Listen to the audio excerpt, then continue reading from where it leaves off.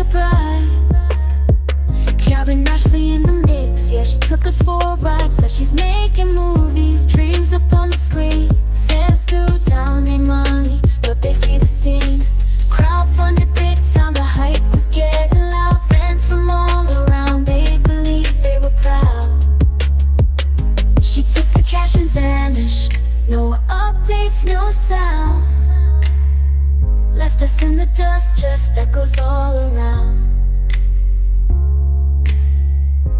Karen Ashley was the deal you promised us. A flip, took the funds and disappeared. The move was pretty slick, no remorse, no apologies, just left us all to fall. Karen Ashley, you played us, you fooled us all. Karen Ashley, you played us, you fooled us all. The order was the project, she said it'd be the best. Yo, it's an early stream, I know. Am I getting sick? Oh my god. I hear a bell. Karen kept it quiet in the shadows, she stayed. Give me a second. No answers, no nothing, just silence in the air. We trusted in the arranger, but she didn't seem to care. She took the cash and vanished, no updates, no sound. Left us in the dust, just echoes all around. Karen Ashley was the deal you promised us. A flick, took the funds and disappeared. That move was pretty slick, no remorse, no apologies, just left us all to fall. Karen Ashley, you played us, you fooled us all. Karen Ashley, you played us, you fooled us all. Yo, my color off. I look all pale. Let's see if I can fix it. The order was the project. She said it'd be the best, but months turned into years, no movie manifest. Fans started wondering, where's the film we paid? Karen kept it quiet, better or in the worse? shadows she stayed. No answers, no nothing, just silence in the air. We trusted in the arrangers, but she didn't seem to care. The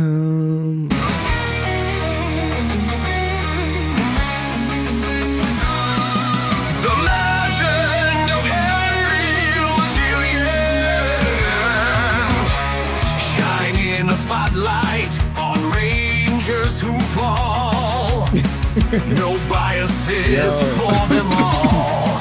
Y'all better chill with that Diner Thunder shit. Receipts like pictures on the wall. I gotta get my voice is messed up. Asking at Karen, where's the money at? Exposing ASJ for being a liar and Walter a rat. Bringing Brendan to show us where David's at. The truth's coming fast, no turning back. The legend of Henry Resilient. Let me start y'all up. A man of his word, despite the haters, his voice will be heard. He will leave a legacy, but not of the nerd. The legend of Henry Resilient. The truth is loud, the truth is strong. It's his fight, it's his song. She stepped into the spotlight.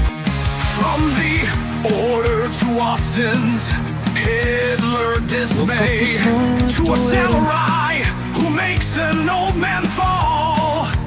Sure, I had a call song. Henry exposes them all. Let's go find it. Unmasking the lies, endings all. Asking the Karen where the money's at. Exposing ASJ for being a liar and Walter a rat. Bringing Brennan to show us where David's at.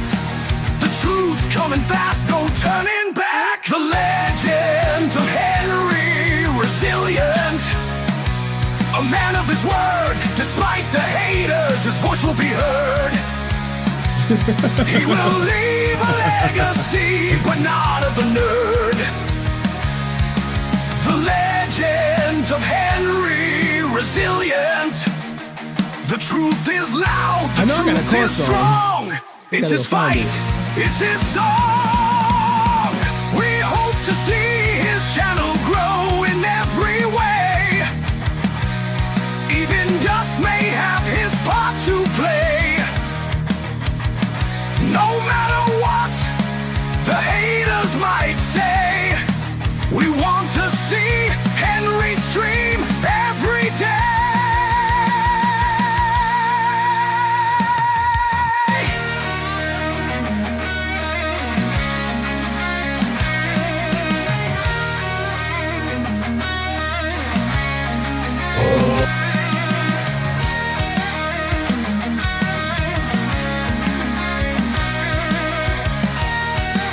All right.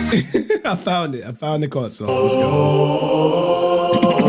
Sound like Halo though, low key. In the world of the cold, there's a name we all know. 2025 Karen Ashley interview. Henry's the Lord, the Savior I wish. of the show. No I wish. bigger hater, no one can compare. In the land of the chat, he's reigning Jason Geiger interview. everywhere. Man. Oh, Henry, the king of the flame. No one in the chat will ever be the same. From the top of the Y'all world, funny. he's looking down. With a crown of hate, he wears his crown.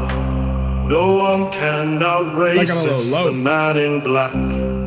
But don't you dare call him that, don't you turn I back. wonder, you know, For Henry's the one, he ain't nobody king. We shoulda In the did, like, hall of the world, top song he's or wearing something. the ring. Oh, Henry, the king of the flame. Yo, me No one hooks. in the chat will ever be the Salute, same. man. From the Thank you top for of the Prime world, sub. he's looking down. With a crown of hate, he wears Appreciate his it. crown.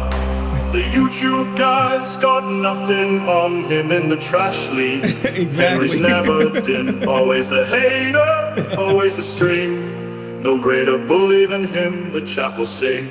Oh, Henry, the king of the flame. No one in the chat will ever be the same. Where my song From the at, top though? of the world, he's looking down. With a crown of hate, he wears his crown. So here are the rules we all must obey. Hero in disguise with Power Rangers bright. That's my song.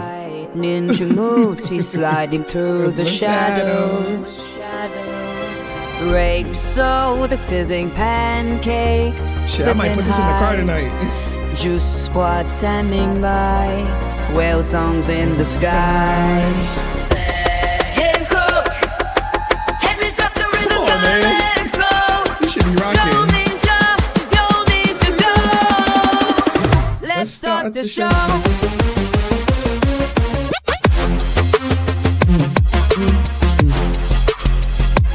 Early stream. Look, my audience like no early streams ever. Liquid beats crashing, jumping They're like, beats hey, on what the the hell is this early rise. stream? What's this about? Henry's I'm like, here what? to mesmerize. New Year's Eve, niggas. I Power know what time it Rangers in is. the night. Ninja know what type of stealth time gets I'm out of on. sight. Choose a squad, whales in their mind. Feel the beat ignite. Him cook. Henry's got the rhythm, Come on, gonna man. let it flow. Go ninja, go. Let's start the show. This ain't even like my type of music, but it's my type of music, if that makes sense.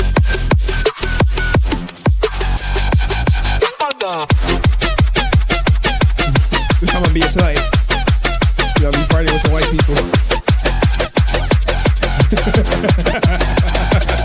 Electric vibe in motion now. Feel the power, show them how. Henry's beat will take a bow. In the night we'll make this vow. Let him cook. Henry's got the rhythm, gonna let it flow. Go ninja, go.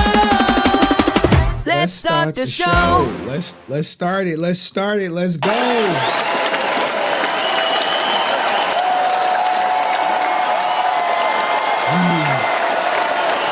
We're doing it. We made it.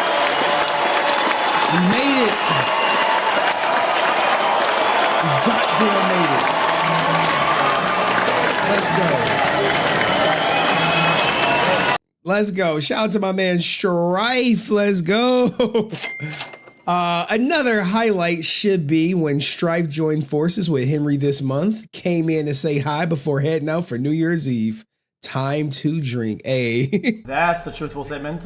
That is a truthful statement, man. I will be partaking in all the festivities tonight, man. Salute to you, Strife, man. I should just start reflecting on the year. Or whatever. I do got some content planned to show you guys. We do got some content.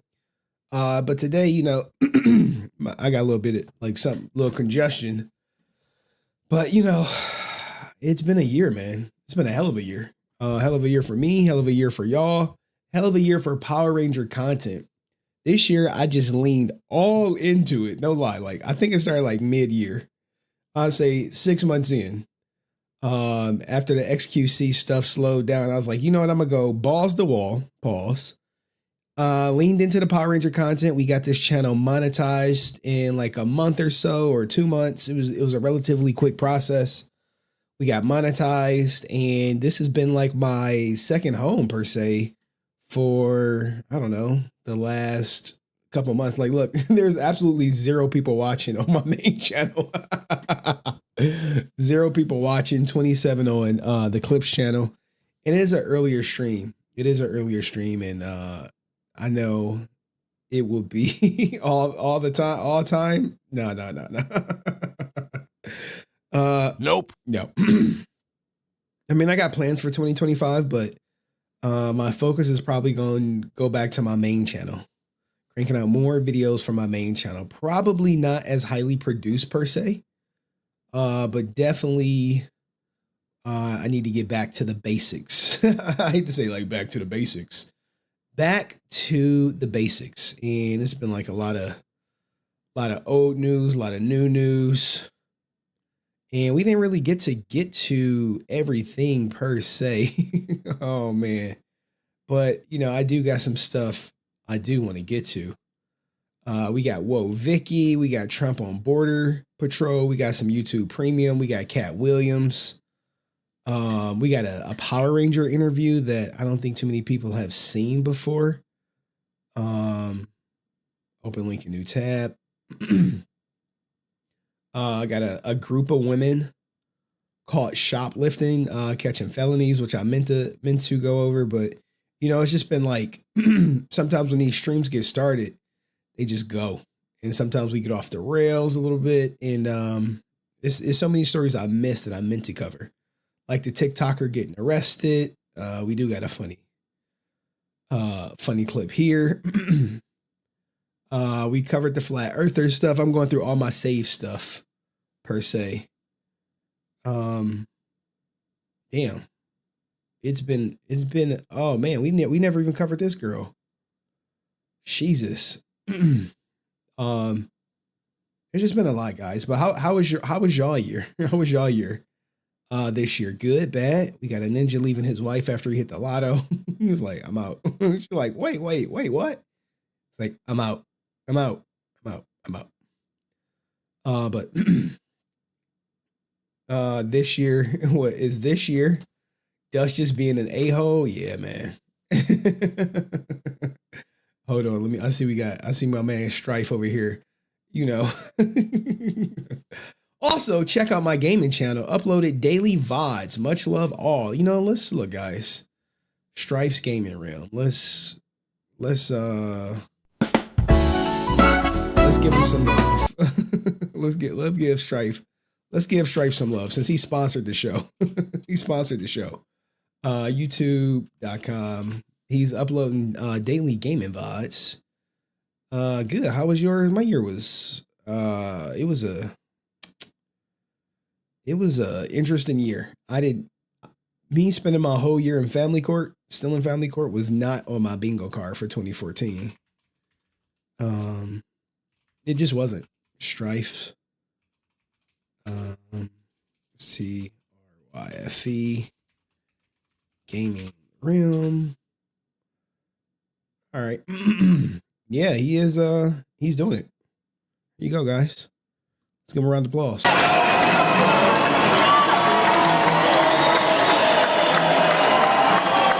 Strife's gaming realm. We do have, he got content out here. He got content. And you know, look, guys, it starts off slow. Not quite monetized yet, but I'm sure he'll get monetized in no time. Being the content creator that he is, decent thumbnails. He on his way. 17 minutes. New Resident Evil, no deaths, no saves. Turtles in Time playthrough. I don't know why he on Super Nintendo, but you know. Excited for MMPR hitting 1,000 views. It'll get there. You know, the thing about YouTube is everything takes time. It takes time. You upload that video, you look at that first day, you like, shit. Ain't nobody watching. Ain't nobody watching my video. What the fuck? You like, hey, yo, what the fuck? You like, damn, man. You go live. You like, man, it's only 26 people watching. What are you doing? They're like, look, man, it's at 1 p.m. People at work. You know, people getting ready to go out for the New Year's. You got all sorts of things that's happening right now where people just like, Ninja, we busy, except for Strife. Strife like, Ninja, I'm starting drinking. He getting a 12-hour start on on drinking. He like, look, I at least gotta get a 10-hour start. Hopefully, you know, everyone drinks responsibly.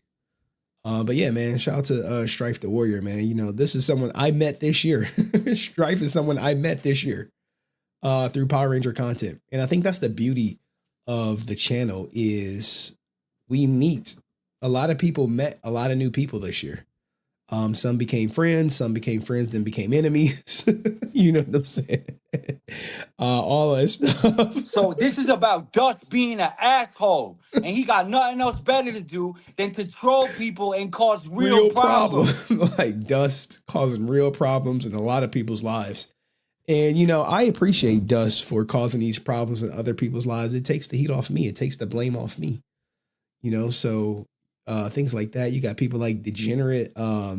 Like he made, look, guys, if you are not in Discord, if you're watching this and you're not in Discord, you're doing yourself a huge disservice. Like if you want to get inundated in this community, Discord is the way to go. I'm not lying. It is like a little family on there. You know, I know we got a lot of people who watch, but you know, hopefully they join the family, not the Brent Pham family, but the family. All right. So I can't even play some of them. And shout out to Aerostream. Happy New Year. And may your new year be unworthy. Whoa. Unworthy. Wait, what? You are bugging. Unworthy is not the future of shit, bro. Yeah, what's up with Unworthy? What they been up to these days? What Unworthy been up to? Let's do a check-in. Unworthy. I see Coach out here living life. Hold on, let's check in real quick. What's this about?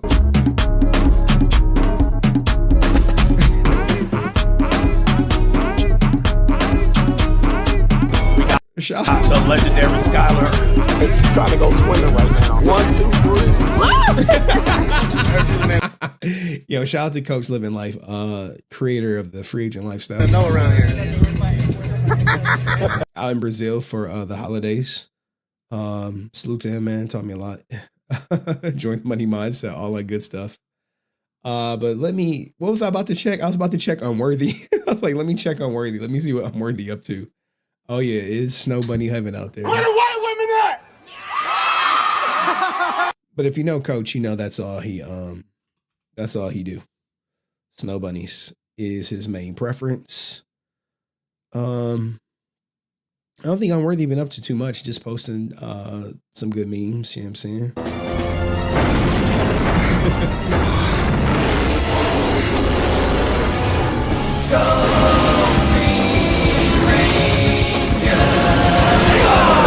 I have several questions.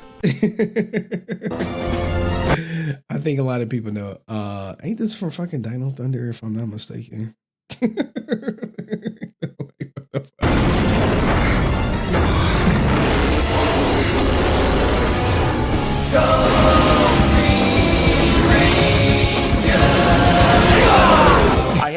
several questions. Look, man. These Dino Thunder ninjas is on me. Salute to y'all. But, this stream is going to be Power Rangers focus per se. I knew it was going to be, damn, Brent Pham versus the World One on the voting. Y'all kidding me. Y'all are cooked. Y'all are cooked, man. Brent Pham won. What? No, Brent did not win. Oh, man. Like, here was the thing, right? I was going to go through a highlight reel of whoever won. And I didn't think Brent would win. I'm thoroughly shocked. Remember, this is a family channel. This is horrendous. And I see people are still voting. Oh my God. Y'all voted for Brent to win. Y'all are, oh gosh, man. Y'all are, his head is just gonna explode. You're gonna be like, yo, what happened to Brent? Yo, his head exploded. Why? He won the vote. Like Trump vote, he won the vote. And shout out to my man Big Rudy of the Big Rudy Show. Years were good and about you. Follow my YouTube. It was all right. I think the biggest drain on me this year was Family Court. 100%. It was like, I was just thinking about my year. I was like, what was my highlight reel? It was nothing crazy. I don't even think me and my daughter did nothing like too super duper extravagant this year. But the Pham saga is entertaining. Y'all are wow. Meat hooks, the Pham saga or XQC? Because I see the XQC Phantom AMP shit is not going away. It's not going away. It's not. Don't put us through any more Brett Bull. Look, man, I give the audience what they want. I am truly one of those creators. Damn, Meat Hooks, Juicer converted to the Pham. Y'all are bugging. Meat Hooks is bugging. The Pham? Oh, man, we about to have a fucking Brent highlight reel to end the year. Oh.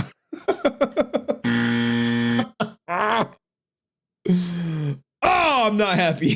I am not happy yet. Look, he know he cooked too. He know he cooked. And shout out to Aerostream again, brother. I see you for the $2 dono. He said Brent is now going to get more interviews in 2025. Man, here's the thing, right? Look at the Brent interviews, right? Oh man, I can't believe this. Here, let's put Brent on the Summer Jam screen. Brent Pham images.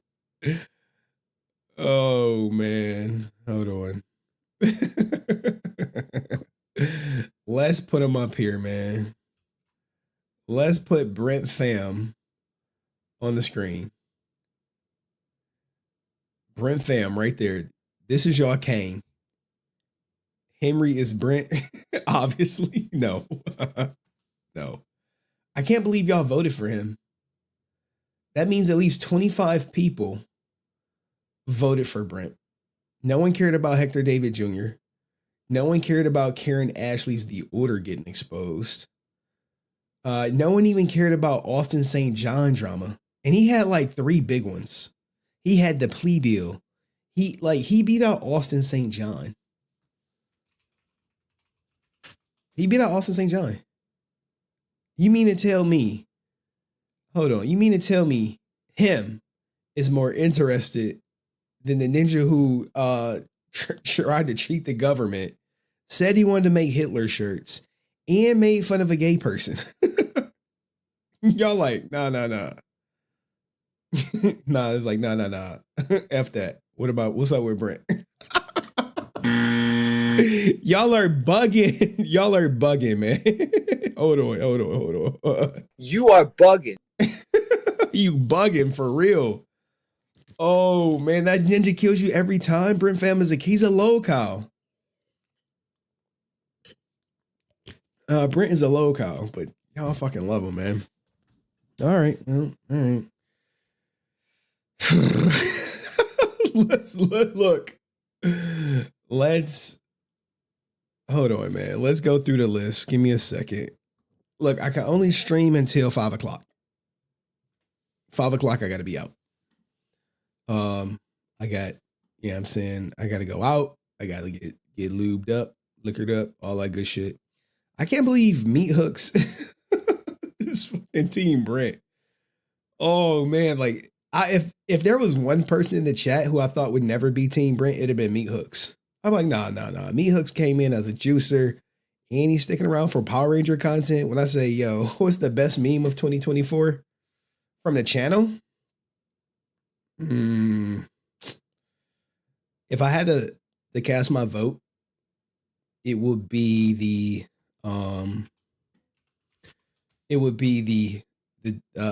meme that triggered Rican. That would be the meme.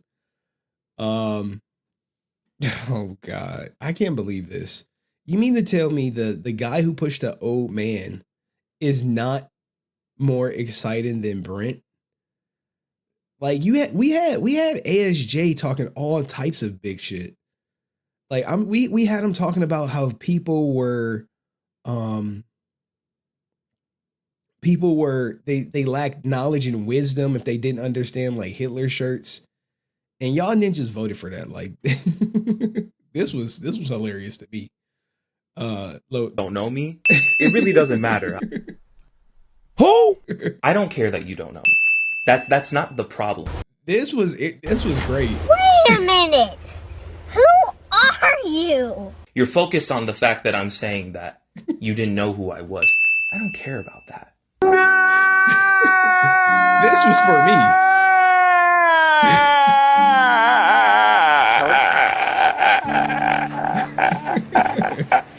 I don't have that conflated of an ego. And also, what I really don't care for is that fucking laugh you let out when he said that some attendee who happened to have a YouTube channel hosted the Cosmic Fury panel. Oh, boo-hoo.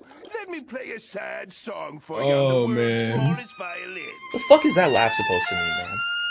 That laugh just straight up, I'm man enough to admit this, it hurt my fucking feelings. Straight up, like, it's fucking rude. Oh, what, you gonna cry? No. No, go ahead, cry. Let me see you. Let me see you cry. This was this was funny to me. This was funny. This was hilarious, especially like the Degenerate cooked up something major. We were going back and forth for a while. I'm trying to find y'all need to end with Brent. Y'all, man, you smoking dope. Aerostream. Stay off the drugs, bro. Stay off the weed, man. Do it again, please. Stay off the weed. Stay off the weed. Oh, man. Hold on. I'm trying to find the Hector David. Oh, here we go. You mean to tell me that you guys liked Brent more than this? And he got caught red-handed. And thank you again, Aerostream, for the 199. Appreciate you. He out here filming this ninja, yelling at him.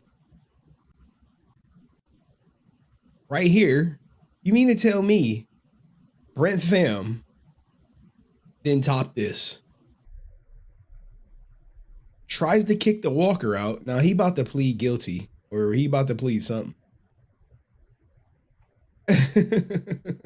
Like, and he just couldn't take it. Go back like the coward that he is, pushes him over from behind, and drives off. Come on, man. Come on. Pushed him. Oh, man. I mean, the vote, it don't matter if y'all vote now. No one's stopping Brent. No one's stopping Brent. He just won.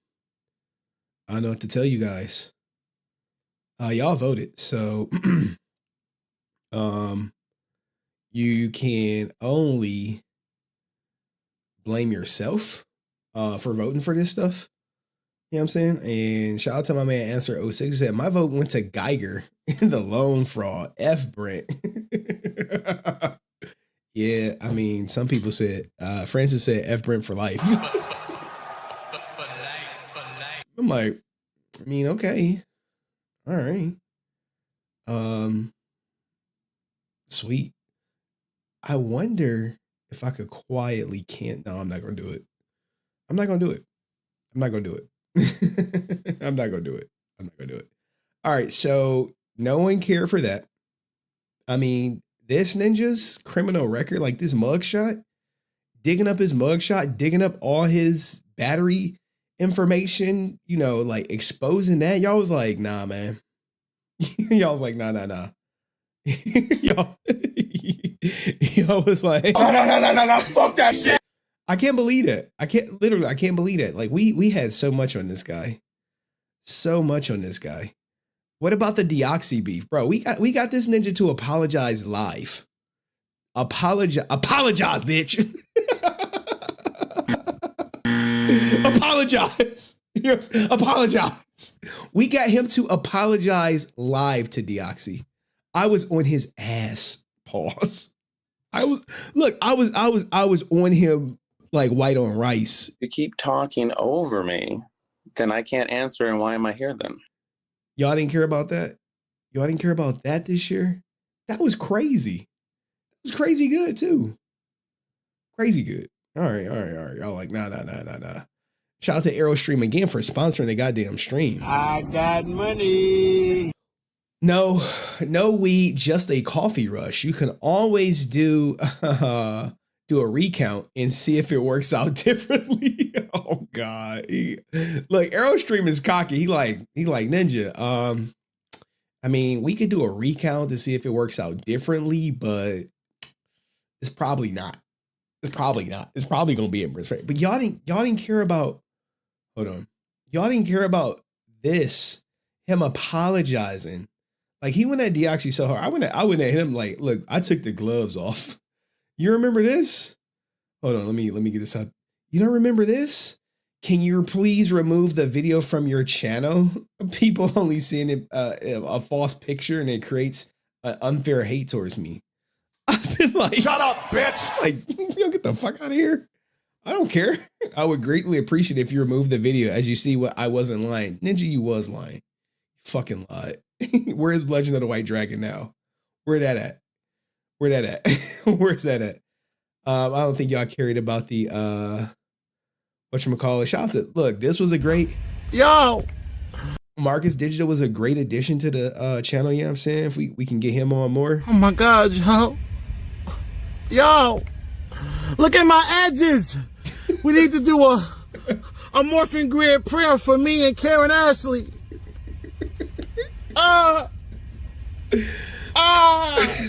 Come on. I'm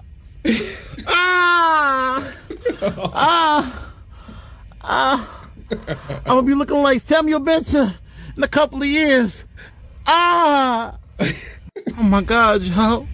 Look, Marcus Digital was a great addition, man. I wish I could have him on more, but he be working, man. Yo, He be working. look at my edges. We need to do a morphing grid prayer for me and Karen Ashley. Yo, he contributed some great content, some great moments to the stream.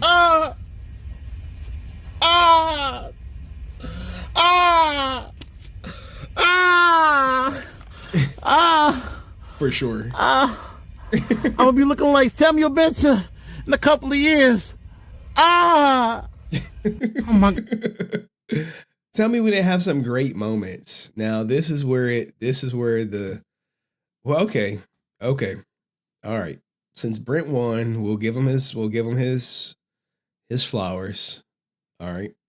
We'll give Brent the crown for content. And shout out to my man Yo-Yo. Yeah, I'm saying, I'll be saying Yo-Yo. Who said Brent is like McLovin, except he McHaten.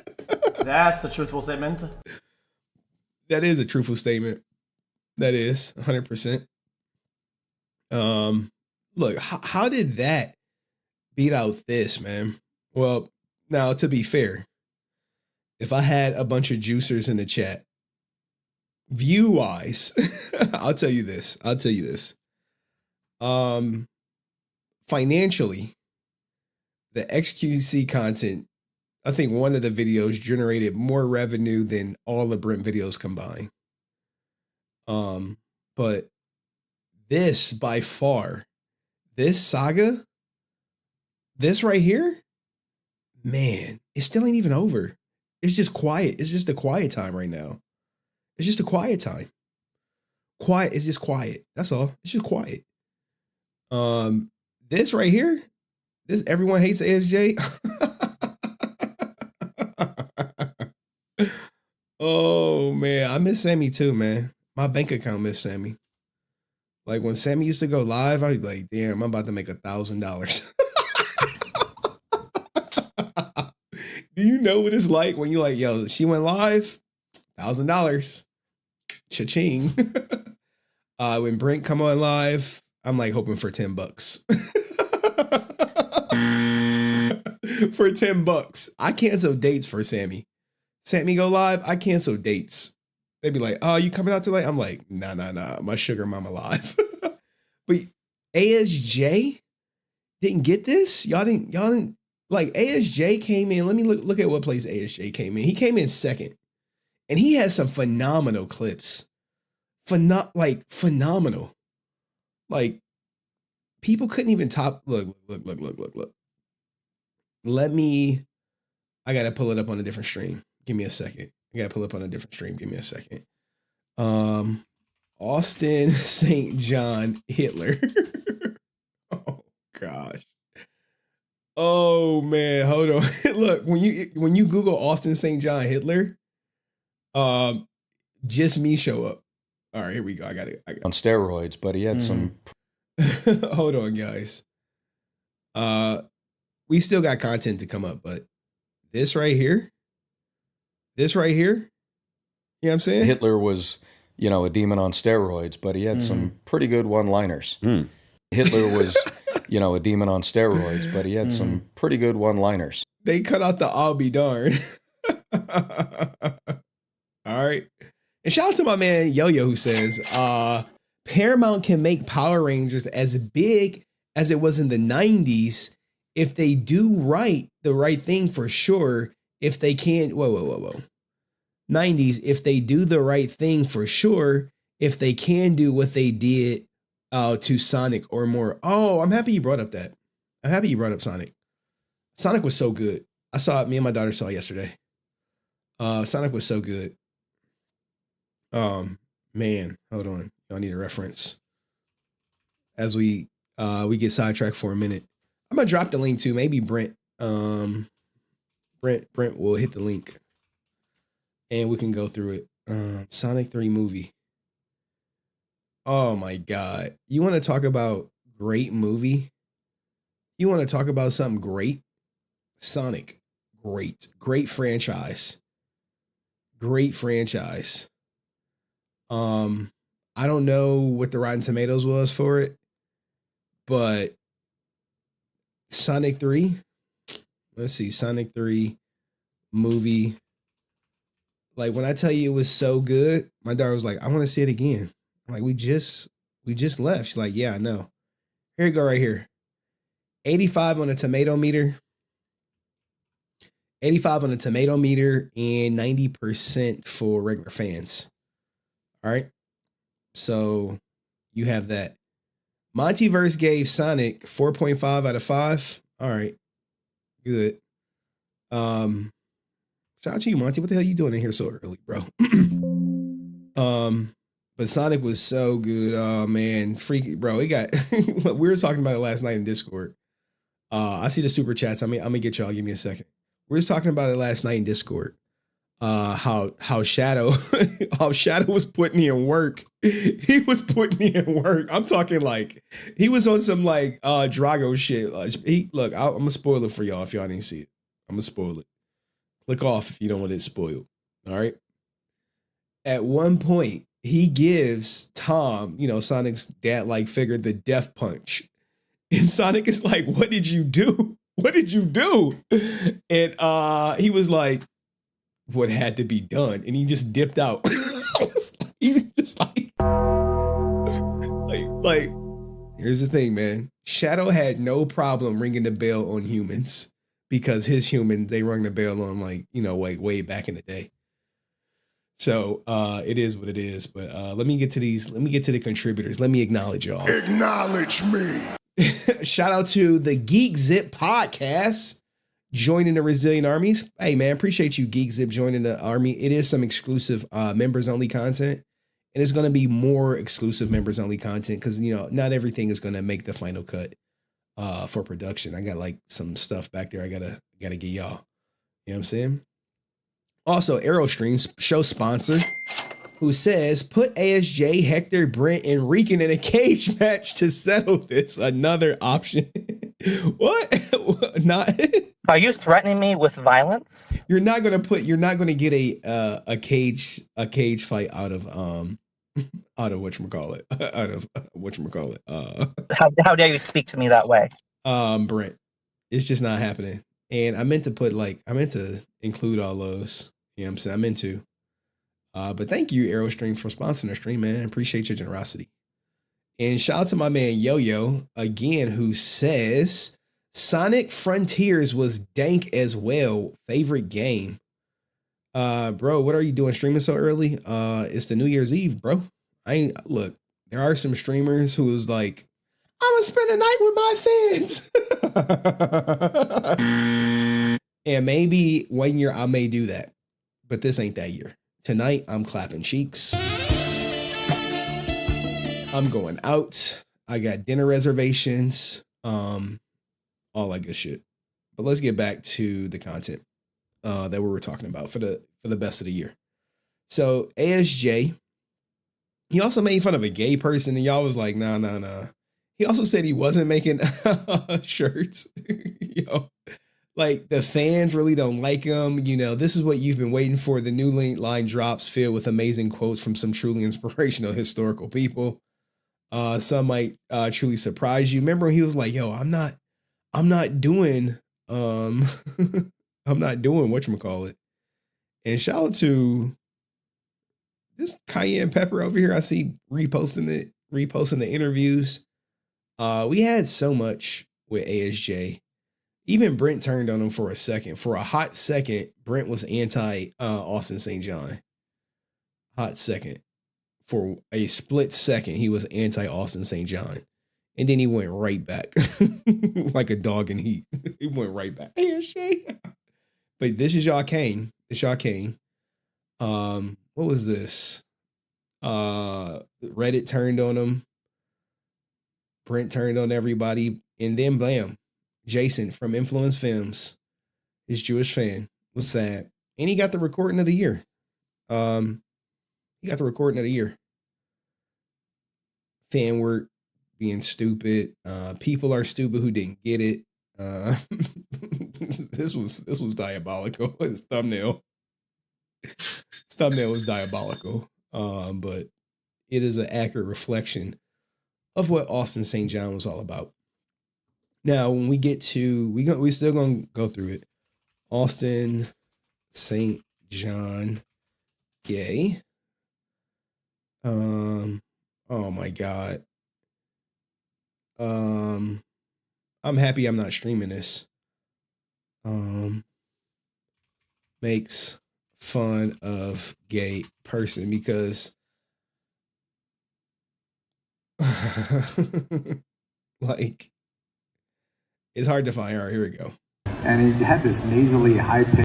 Because when you type in Austin St. John gay on YouTube, on X, the first thing is not what you expect. I remember the other guy, and he had this nasally high pitched, just no. And then I'm sorry. Where you could take orders from or direction from? No, I mean, come on. Hey guys, could you? I'm gonna need you at the top. What was it again? Oh, that command thingy. I'm gonna need you there with the little robot guy. But it's actually a girl, but it's actually a he/she. So I'm gonna need you there, and I'm gonna need you to talk to All Down. And then you're gonna go save stuff. And could you put on the spandex? I'm gonna need a little bit different. Ooh, just tilt the belts right there. Oh yeah, let it hang. Give it some sachet. right off the hip. Let the pistola, is that what we're calling it? The pistola, the taser thingy? Could you just do something with that? Just like, ow, you know? I remember the other guy. Yeah, I remember this. And look, Hawkalee's like, ASJ gay search is exactly what you expect, my dude. Oh, man. Oh, man. Oh, my goodness, Hawkalee's. Oh, man. But yeah, like, this came out this year. And he had this nasally, high-pitched, just, no. No. And then, I'm sorry. Where you could take orders from or direction from? No, I mean, come on. Hey, guys. Not he's talking like Brent. Am I the only one hearing it? No, so I think Meat Hook said good Brent Pham impersonation. Y'all wow. Y'all are bugging. Guys, could you, I'm gonna need you at the top. What was it again? Oh, that command thingy. I'm gonna need you there with the little robot guy. But it's actually a girl, but it's actually a he, she. So I'm gonna need you there, and I'm gonna need you to talk to all them. And then you're gonna go save stuff. And could you put on the spandex? I'm gonna need a little bit different. Ooh, just tilt the belts right there. Oh yeah, let it hang. Give it some sachet. Right off the hip. Let the pistola, is that what we're calling it? The pistola, the taser thingy? Could you just do something with that? Just like, ow, you know? I remember the... You remember that? Like, Geek Zip said, no offense, by the way. It's sorry, man. You know, people, Brent, I'm sure has heard worse.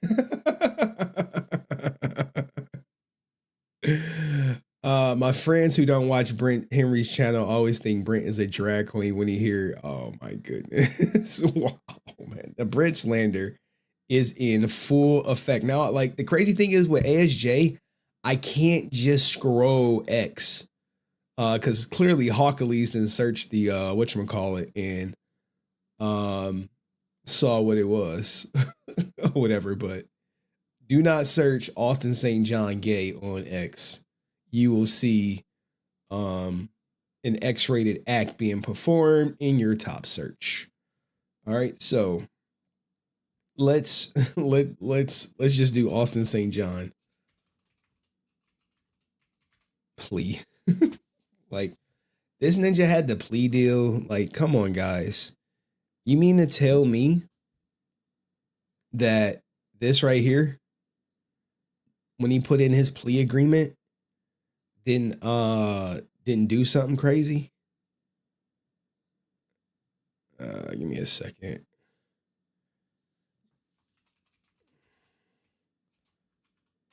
All right.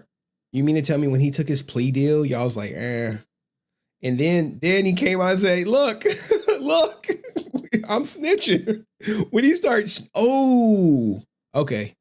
We might have a ASJ update after the new year. For court docs wise. I'm hoping for a sentence, but his buddy Court Newman, he has until like the 3rd to put in a guilty plea or not. But I think he's gonna fight it.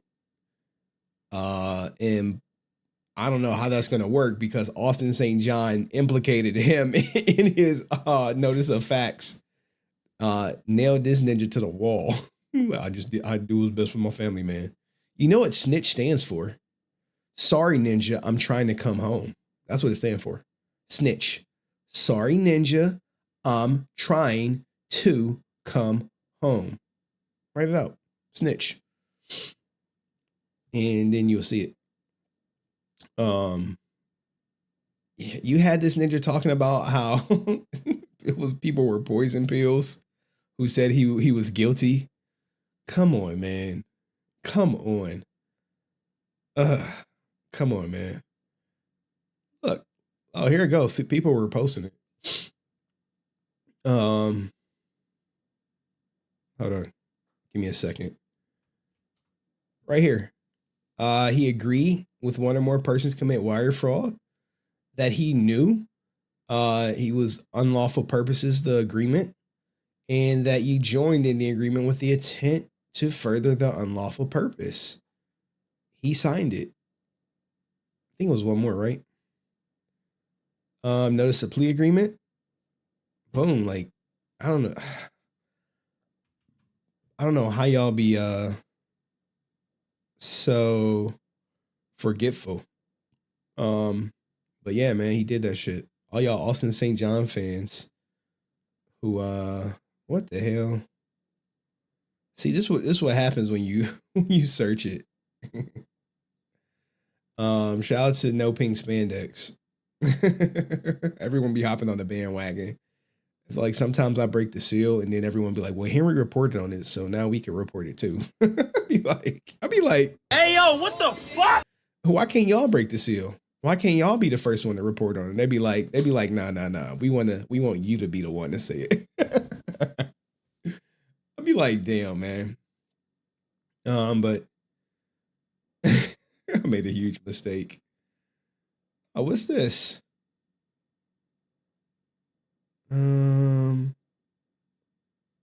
Oh, this dude is just keeping people up to date. On the case per se. This dude was great. This more phenomenal guy, because he exposed the whole Cord Newman friendship, and he showed like all the pictures of these goofballs celebrating after they got the PPP money. So shout out to him. But have y'all had enough ASJ? We did the Hector. We did Hector. We did ASJ. Let's go to the order. We gotta do the order. Can we get a Jason Influence film interview? Shout out to him, man. He said I was the reason he got his Tumblr back, which is great. Let me go through some of these videos. These are some great thumbnails, man. Fucking order. A lot of people don't know about the order. Karen Ashley's the order. I thought that was big. I thought that was major. For her to get exposed so many years later, for what she was doing or for what she did or for her role in it, or however you want to say it, I thought that was like, top shit. That was good shit. I can't believe I put out so many videos. Like this is nasty. This is insane. This is gosh. The Treya Triforia drama. I wish we could have extended this more. I really do. I really wish we could have extended the Treya Triforia drama more. My old channel. This was telling. Oh man, I talked long to Johnny Bosch. I can't believe all that. Karen texted everybody and said he lied, and he's like hurt because he didn't lie. He put his own money. He didn't sleep. He did his own shit, and Karen, and she got mad because Johnny's name was on the production sheet for him and David Wall, and she's like, "That's my name," and he's like, "Okay, I'm done." So all that for like a control issue. It was just more like a control thing. I told you that's the way they are. It's all control and making big deals over stupid stuff. See, here's the thing, right? Not too many people know about the order and what happened. Let me see. I'll put it up real quick.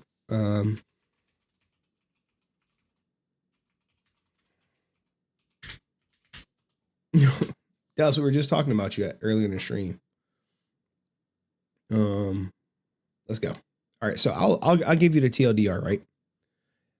Because not everyone is abreast to what happened with it. And I love my Zoom feature.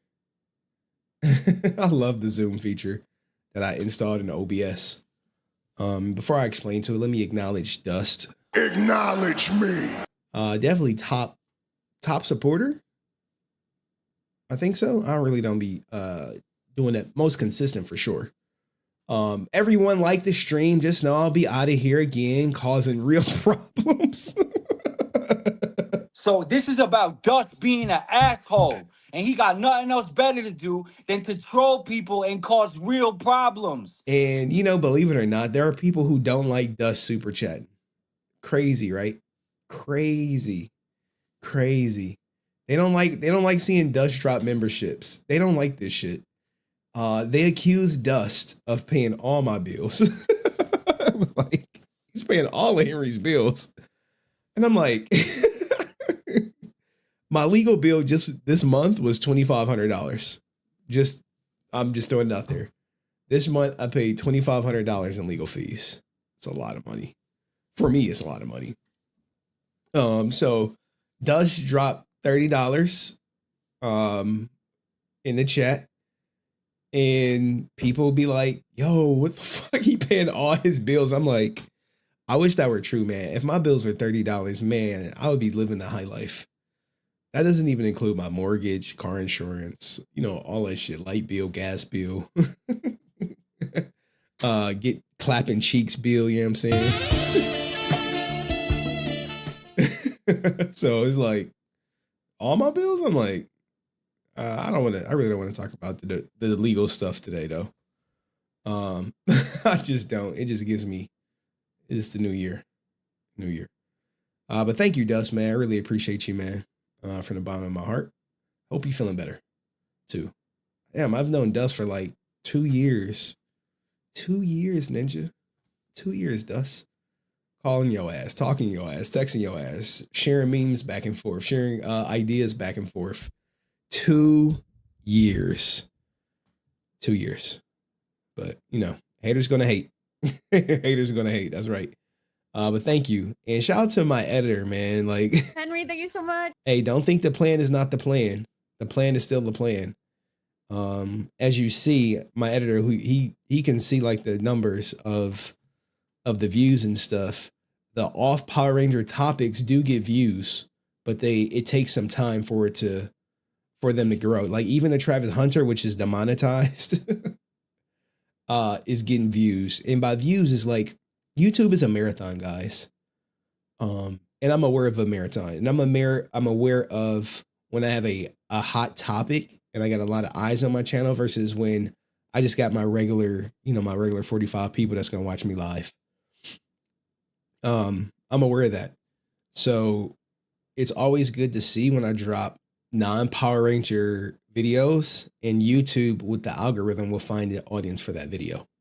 And me, I'm talking small. All I need is like 500, because if I can get 500 people to come back and check out every video, you can grow that. That's something you can grow on. You can like, okay, well, at least 500 people are going to click the video. Can we get it to 1,000?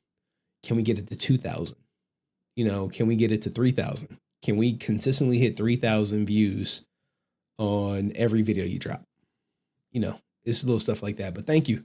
But the plan is one day to just get a channel to Red Bunny Classics and just me go live. So if I ever renege on that and I'm cranking out videos, hold me accountable. That's the goal. Unless he starts his own channel and he says, F that, Henry. I don't want your rev share. I want whatchamacallit. I want my own stuff. And shout out to you. All right, now look.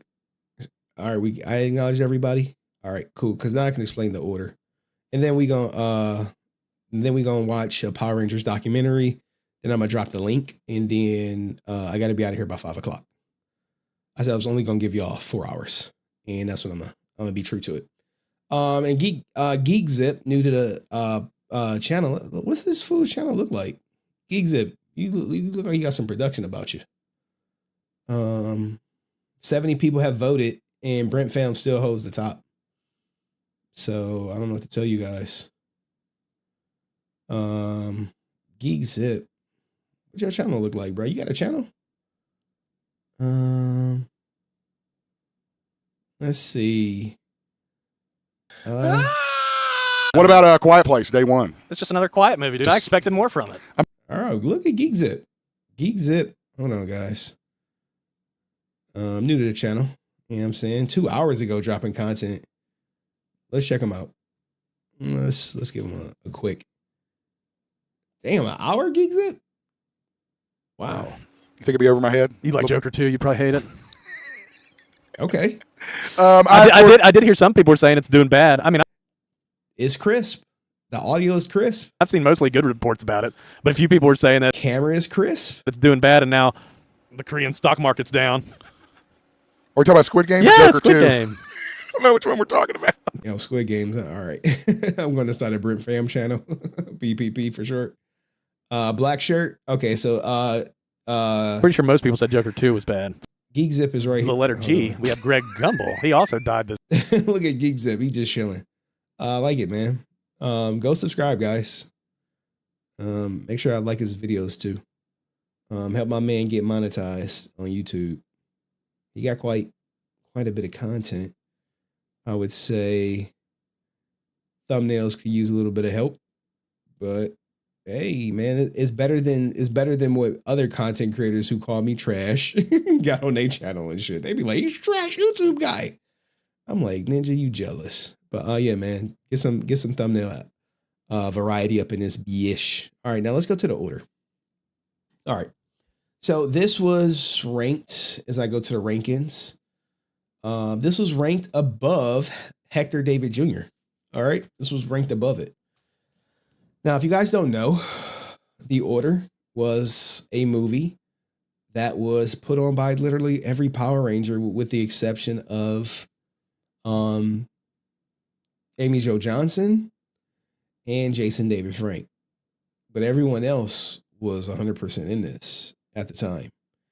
And they raised a whopping $140 some odd dollars. Now, what you see, the person who organized this campaign is Cash Pictures.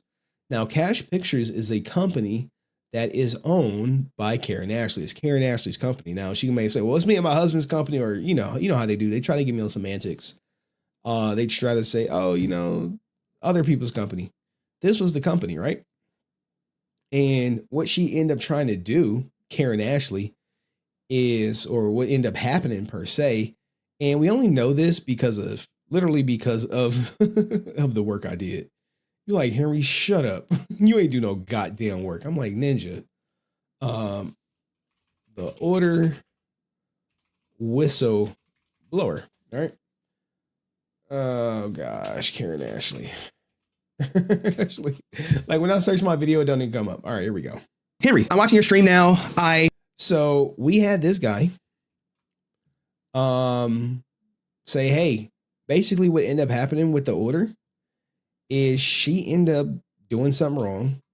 She promised people could become members of SAG if they donated $1,000 and be in her movies, right? Okay. And what ended up happening was she got called out by a fan per se, right here. Up. And this fan was like, hey, I'm watching your stream now. I commented on one of your videos months ago about donating to be an extra and only getting a pizza party.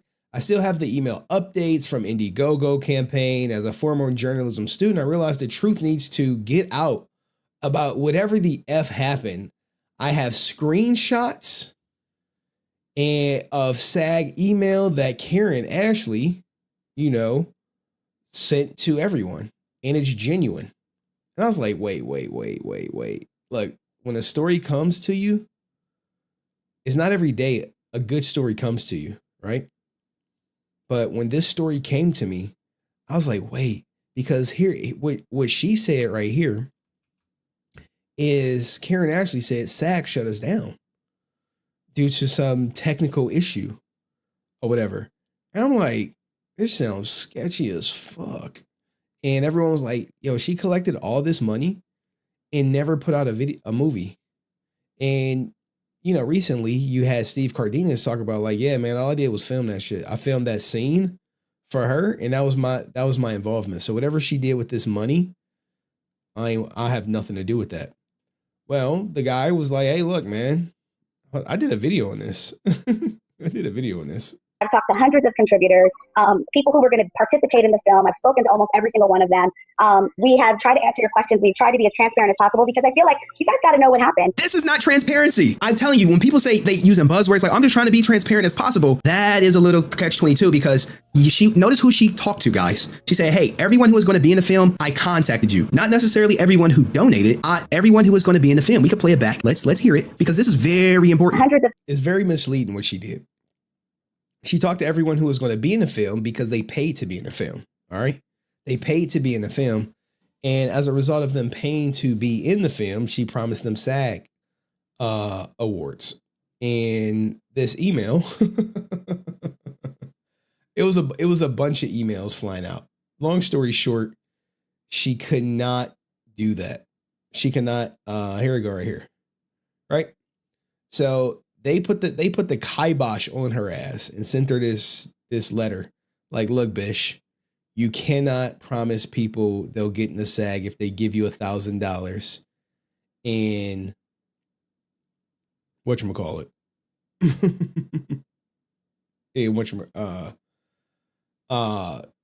In your movie, right? So as a result of this, they told her you have to give all that money back that you collected specifically promising people memberships to SAG. Now, when she did her video, when she did this video right here, where you see all these 4 people, she conveniently left that part out. It's very disingenuous of her. When you talk about, hey, I want to be transparent, you say, God, Dust. Dust is really about to piss some people off today. I feel it. They're looking at him. They're looking. They're looking. All these people knew about this shit. And not one of them gave the specific reason. They just lied by omission and said, oh, it was a thing with SAG. Well, the thing with SAG was y'all promised SAG memberships. And y'all can't do that shit. All right, let me acknowledge Dust. Since people think you're on my payroll. Oh, wait, what? What the fuck? Hey, yo, what the fuck? Oh, man. Look, man, I've been on a lot of channels. There are channels I super chat to. Those channels super chat me. You know, you support your favorite content creators. Because sometimes without the support, people like, look, man, I'm not getting the support I need. I need to drive Uber because being a content creator is not making me enough money. So I'm gonna drive Uber for that. But thank you, Dust. I appreciate you causing real problems. So this is about Dust being an asshole, and he got nothing else better to do than to troll people and cause real problems. Oh, do I got the fuck Dust for life? I don't know if I have that. If someone has it, can they put that in the shrine? The F Dust for life.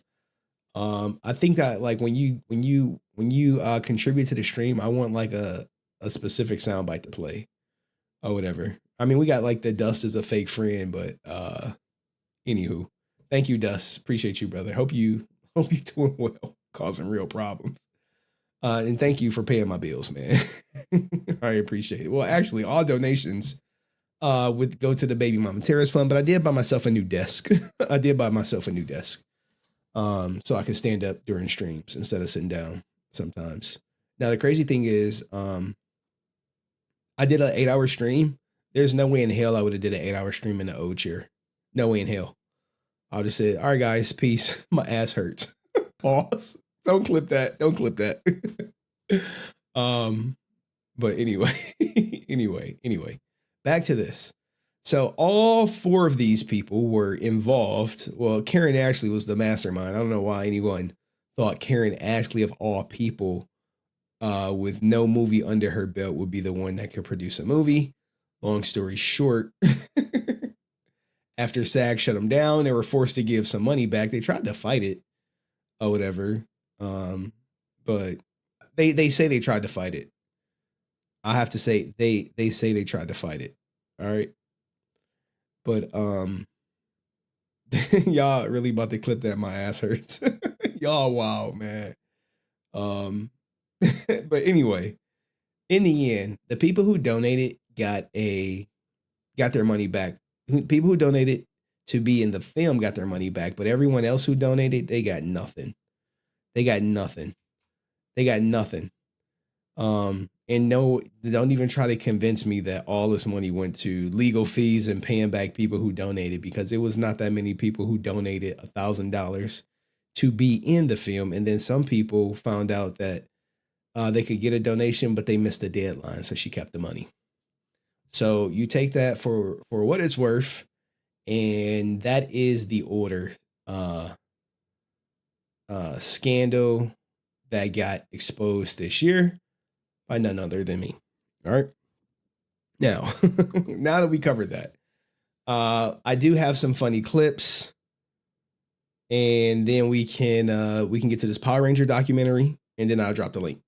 How about that? That sound cool? Or I could drop the link now and see who's back there. and we could skip the Power Ranger documentary, and it could just be, you know, I could just talk to y'all if that's what y'all want. Because we'll have more time. So let's get a little palate cleanse up in this bitch. All right, so Filipinas, right? We know we got the passport bros out here. Filipina women, you know what I'm saying? The Filipina pregnancy scam. Let's go. May try to trick you into thinking they're pregnant or that the baby is yours. One scam involves her getting pregnant with her Filipino boyfriend and then sleeping with you as soon as possible. She'll tell you she's pregnant to get you to think the baby is yours, to get you to pay for it. So, use caution when dating new Filipinas that you don't know very well. And if this happens to you, you must get a DNA test to confirm that baby is yours. All right, now, has anyone, probably not, right? Has anyone had sex in another country with someone they didn't know? Anyone? I know, man. This content is just not for y'all. It's just not. It's just not. This shit I find interesting.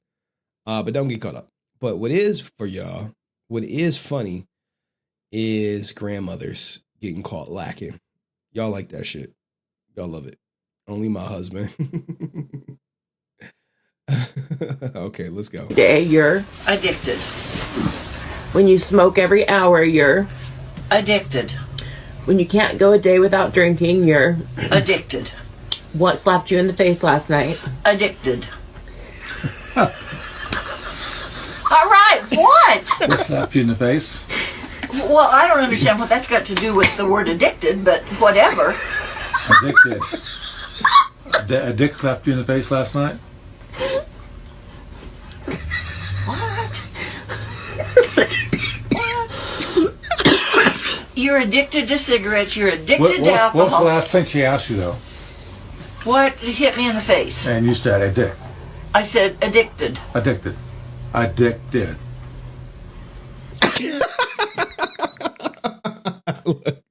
Look. She got it now, though. She got it now. She got it right there. That face is like, you motherfuckers.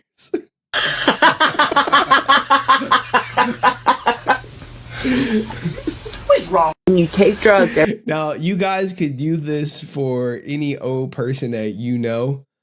Please don't do this at the job site. You know what I'm saying? I don't want HR to get called on y'all for inappropriate conversation or sexual harassment if you're unattractive. But this is a grandmother who is just not into what the hell's going on. Every day, you're addicted. When you smoke every hour, you're addicted. When you can't go a day without drinking, you're addicted. What slapped you in the face last night? Addicted. All right, what? What slapped you in the face? Well, I don't understand what that's got to do with the word addicted, but whatever. Now, Dust used this on his boss, and she laughed her ass off. My boss, I mean, it's like me and one other person at the top, so it's like we would laugh. I've known this ninja for like 10 years. But no, I don't pull this shit off at work. And look, my people at work be trying me. They'll say something, I just be like, bro, I gotta walk out the room, man. Dick did. A dick slapped you in the face last night? What? Now, if you look at the environment, it looks like she is at work. It looks like she's at work. What? You're addicted to cigarettes, you're addicted to alcohol. What's the last thing she asked you, though? What hit me in the face? And you said a dick. I said addicted. Addicted. Addicted.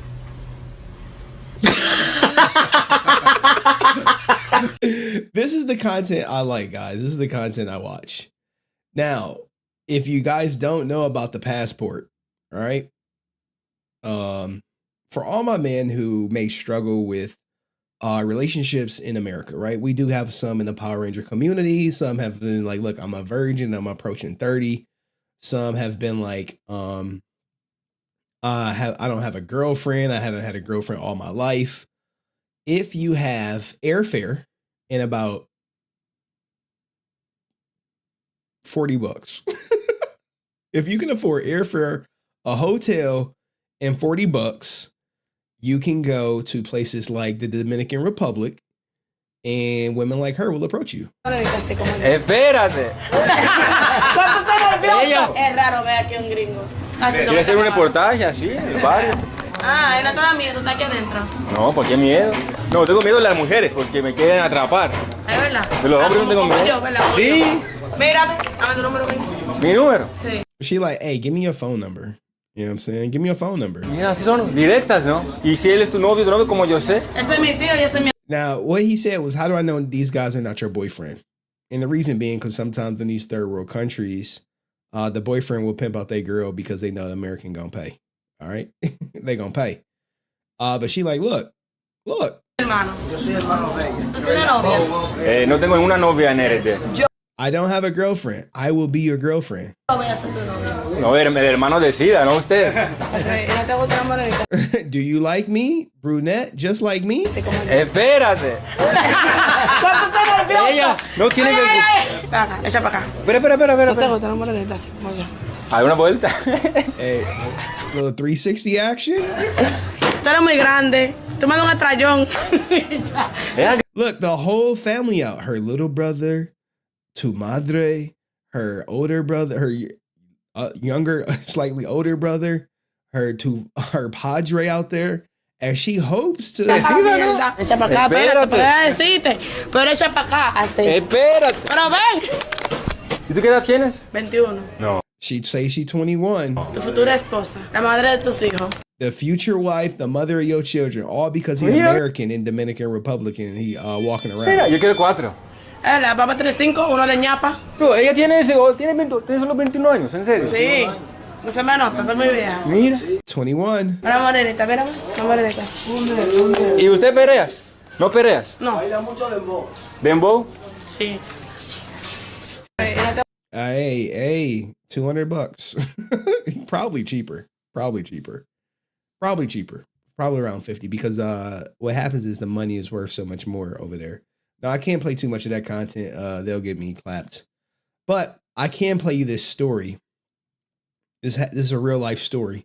This is a true story about a man who wins $7 million and leaves his wife. All right, and then we'll do some Power Ranger content. Then I'll drop the link and all that good stuff. I'm $7 million. Whoa, we? What do you mean we? No. Me. I just won, not you. Oh, Drew, what are you... I don't have to live like this anymore. This is the best day of my life. Drew, where are you going? To start a new life.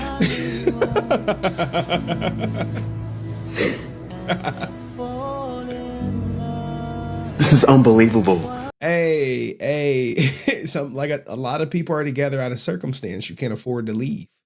You really are just roommates that have sex every now and then. But clearly my man, as he said, we won. It was one where I saw, I think it was a Tri-Rags clip. He was like, he's like, when you start speaking French, I won. Like, all my dreams are about to come true in 2023. Oh man, I'm so happy for you. And to think I tried to talk you out of buying that ticket. How does Erica feel about all this? Clearly not happy. Come on, Jake. I don't need her anymore. I have money. And that's why I've hired a divorce attorney. Well, since he won it while married, technically it's half hers. Come on, man, how can you do this? Well, Erica hasn't done anything to you. Yeah, well, she hasn't done anything for me either. I'll finally find someone better. How can you say that after Erica's been there for you through thick and thin? Well, lately, she's been more thick than thin. You know what I mean? Next. Just can't believe what you're saying, man. See, ninjas know, right? Ninjas know if you saw that Tri-Rags clip or whatever, Trey Rags, where he was like, he was like, when you start speaking French. But yeah, let's keep it going though. Let's keep it going. Happy New Year. I would like to make a withdrawal from my new account. And can you tell me the balance, please? Sure. What about your daughter? She'll get over. We won! Yo. Now look, guys, if I hit for $1 million, one, I don't play the lottery. I call it the stupid people tax. My grandmother plays it though. Shout out to my grandma. She played it all the time. But it is what it is, man. There are so many skits out here because this may just be a funny skit, but this some shit people will really do. All right. We'll really do it. But anyway, let's get into some Power Ranger content. Let's generate a clip. Let's watch. We're gonna go back. I'm gonna take it back on y'all asses. You're like, you gonna take it back? I'm gonna take it back. I'm going back to back. Someone already. It's fuck dust for life. Oh yeah, there we go. Thank you. We just got a new clip right here. It's fuck dust for life. Yeah. That's gonna be your soundbite, Dust. If you watching, I know Dust be working sometimes, so he'd be like, "Yo, I'm Ninja watching. I got you on the background." But let's get to our first clip. Thank you for that, chat. Or Degenerate with the F Dust for life. Where's my stream prep? I got two powering. Oh man, let's do the interview real quick. Because the costume I had to eat. All right. Let's start generating some clippers. The clippies out here. All right.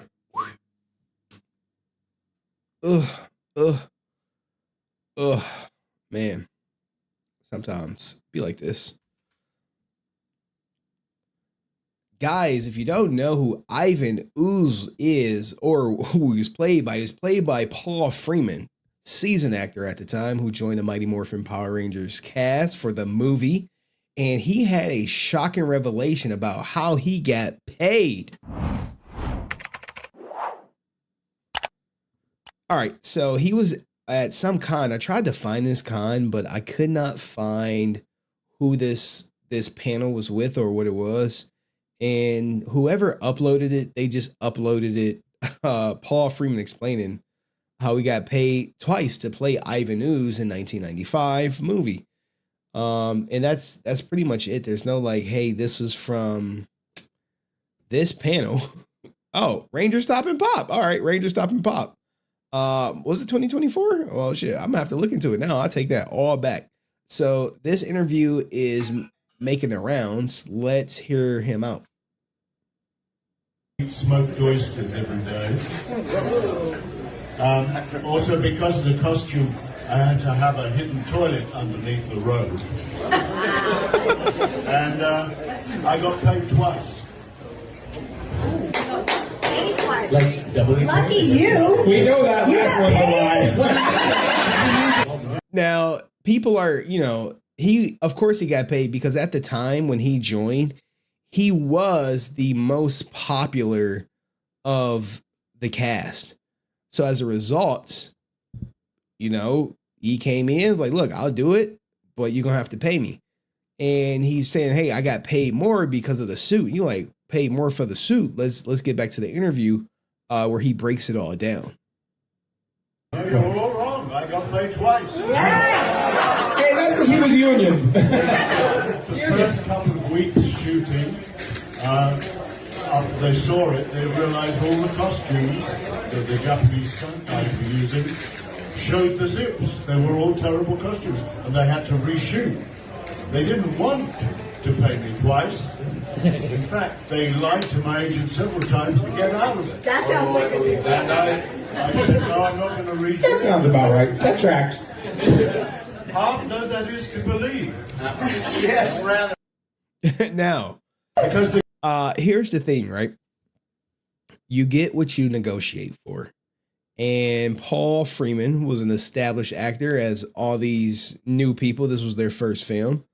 And Paul Freeman's track history kind of speaks for itself.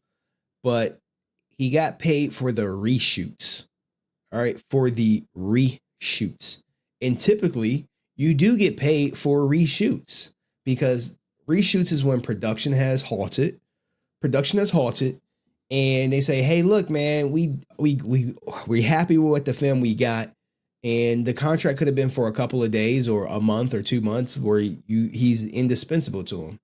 But the suit had zipper shown and they didn't want the zipper sewn. So they said, hey, can you come back and reshoot the scenes that had you in the suit wearing the zipper? And as Paul Freeman pointed out, the suit was heavy and he had a portable toilet under it, which I don't know if they put that in engine that depends, or they literally had like a mini porta potty following him under his heavy ass suit. Now we do have the suit. We have pictures of the suit per se. But I don't know. It just looks like a huge cloak, a huge row per se. But Ivan Ooze talked about how he got paid twice, and as we go through, we're gonna break this down because you're gonna hear some jealousy among some members of the cast, and it's unfortunate, but there are a lot of people still hurt about this movie, maybe them not being in it, how they got paid, how they got treated, the success or the lack of royalties. Let's hear it one more time. Doo-doo. The costume, I had to eat smoked oysters every day. Also, because of the costume, I had to have a hidden toilet underneath the robe. And I got paid twice. Now, as you see, Austin St. John is right next to him. You know, his eyebrows raised because he regrets not being in the movie because he thought he got a big brain idea and he was going to stick it to Saban by walking off with him, Walter, and Twee. And he was in for a surprise when he got quickly replaced within like days. I got paid twice. Like doubly. Lucky you. We know that. That's Karen Ashley saying lucky you. You're all wrong. I got paid twice. Yeah. Hey, that's because he was union. Now, for some strange reason, that sounds like Austin St. John, but it doesn't look like it comes from Austin St. John. And I wasn't there at this panel, so I couldn't tell you. Lucky you. We know that last one. You're all wrong. I got paid twice. Yeah. Hey, that's because he was union. The first couple of weeks shooting, after they saw it, they realized all the costumes that the Japanese stunt guys were using showed the zips. They were all terrible costumes, and they had to reshoot. So maybe it was the Power Rangers costumes that showed the zips. Maybe that was it, not necessarily his costume, because he said the Japanese guys, and we know Power Rangers Origins is Japanese film. So maybe that was the case per se. They didn't want to pay me twice. In fact, they lied to my agent several times to get out of it. That sounds like a big And I said, no, I'm not going to read That sounds about right. That tracks. And, Saban he had a reputation, guys. Like, make no mistake about like Haim Saban. I know a lot of people like to paint him as selfish, businessman, greedy, whatever you want to call it, right? And all these people that hate on Haim, remember, they signed a contract with him. Okay, they was like, yeah. We want this. And in business, what you're going to try to do naturally, and oftentimes that gives people probably a poor taste in their mouth, is you're going to try to get over. It happens 100% of the time. And sometimes you're lucky, people sign the contract and they go about their day. And other times people like Paul is like, no. I'm not signing that contract. You're going to pay me for reshoots. And if you don't pay me for reshoots, then, hey, I guess that there goes the movie. There goes the movie per se. And it is what it is. But I think he made the right call in negotiating him to get paid for reshoots. And it was not his problem that the costumes originally used had zippers and no one caught that ish. But, Mighty Morphin Power Ranger movie would go on to be not the biggest box office success, but a success nonetheless. But what do you guys think about Paul Freeman getting paid twice for the reshoots? All right. And some people said that voice calling out is Steve Cardenas. Maybe. Let me know what you think in the comment section. See you next video. Peace. All right. That was a clip. All right. I got one more clip to get to that I said I was covering. This is a story brought to you by Lightning Samurai. David Fielding. Oh God. Where this ninja at? What did he write? What's his IMDb? What is it? Give me a second. Has anyone know anything about this David Fielding guy?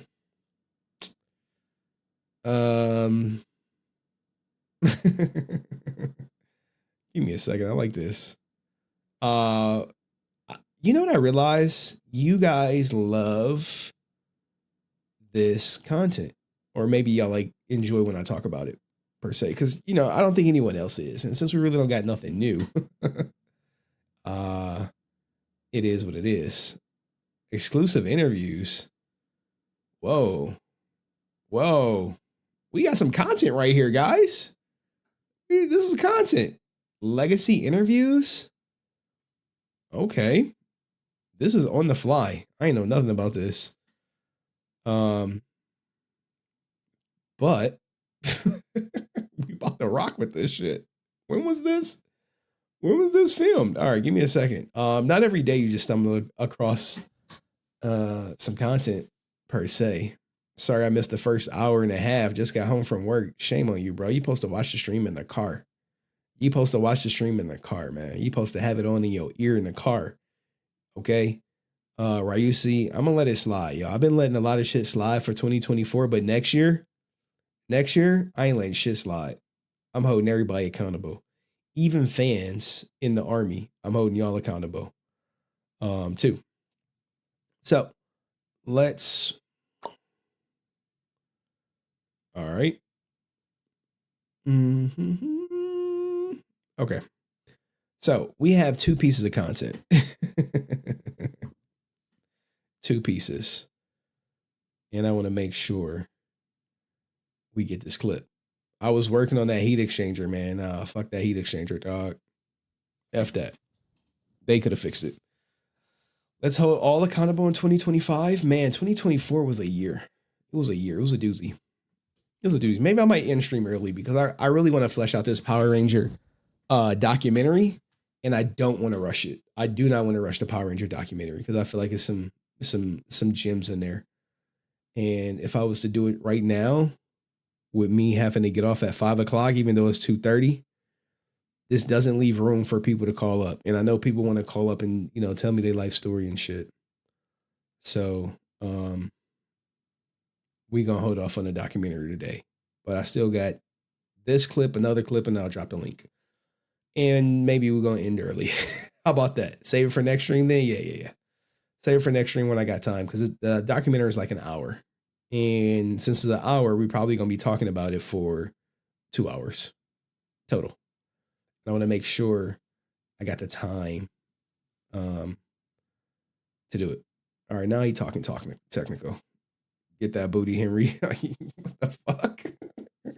Clapping cheeks, ninja. Well, I mean, if y'all really want to know the details, I've told y'all before. I'm not going to get into it, man. I'm not going to get into it. My date nights always go the same way every time. And I'm happy with it. And the person I'm going out with tonight is probably going to be happy with it too. I'm going to show up and I'm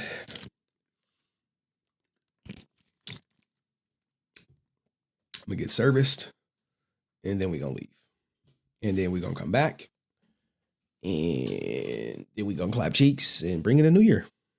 How romantic. It is romantic. What are you talking about? I'm a romantic guy. How romantic. Look.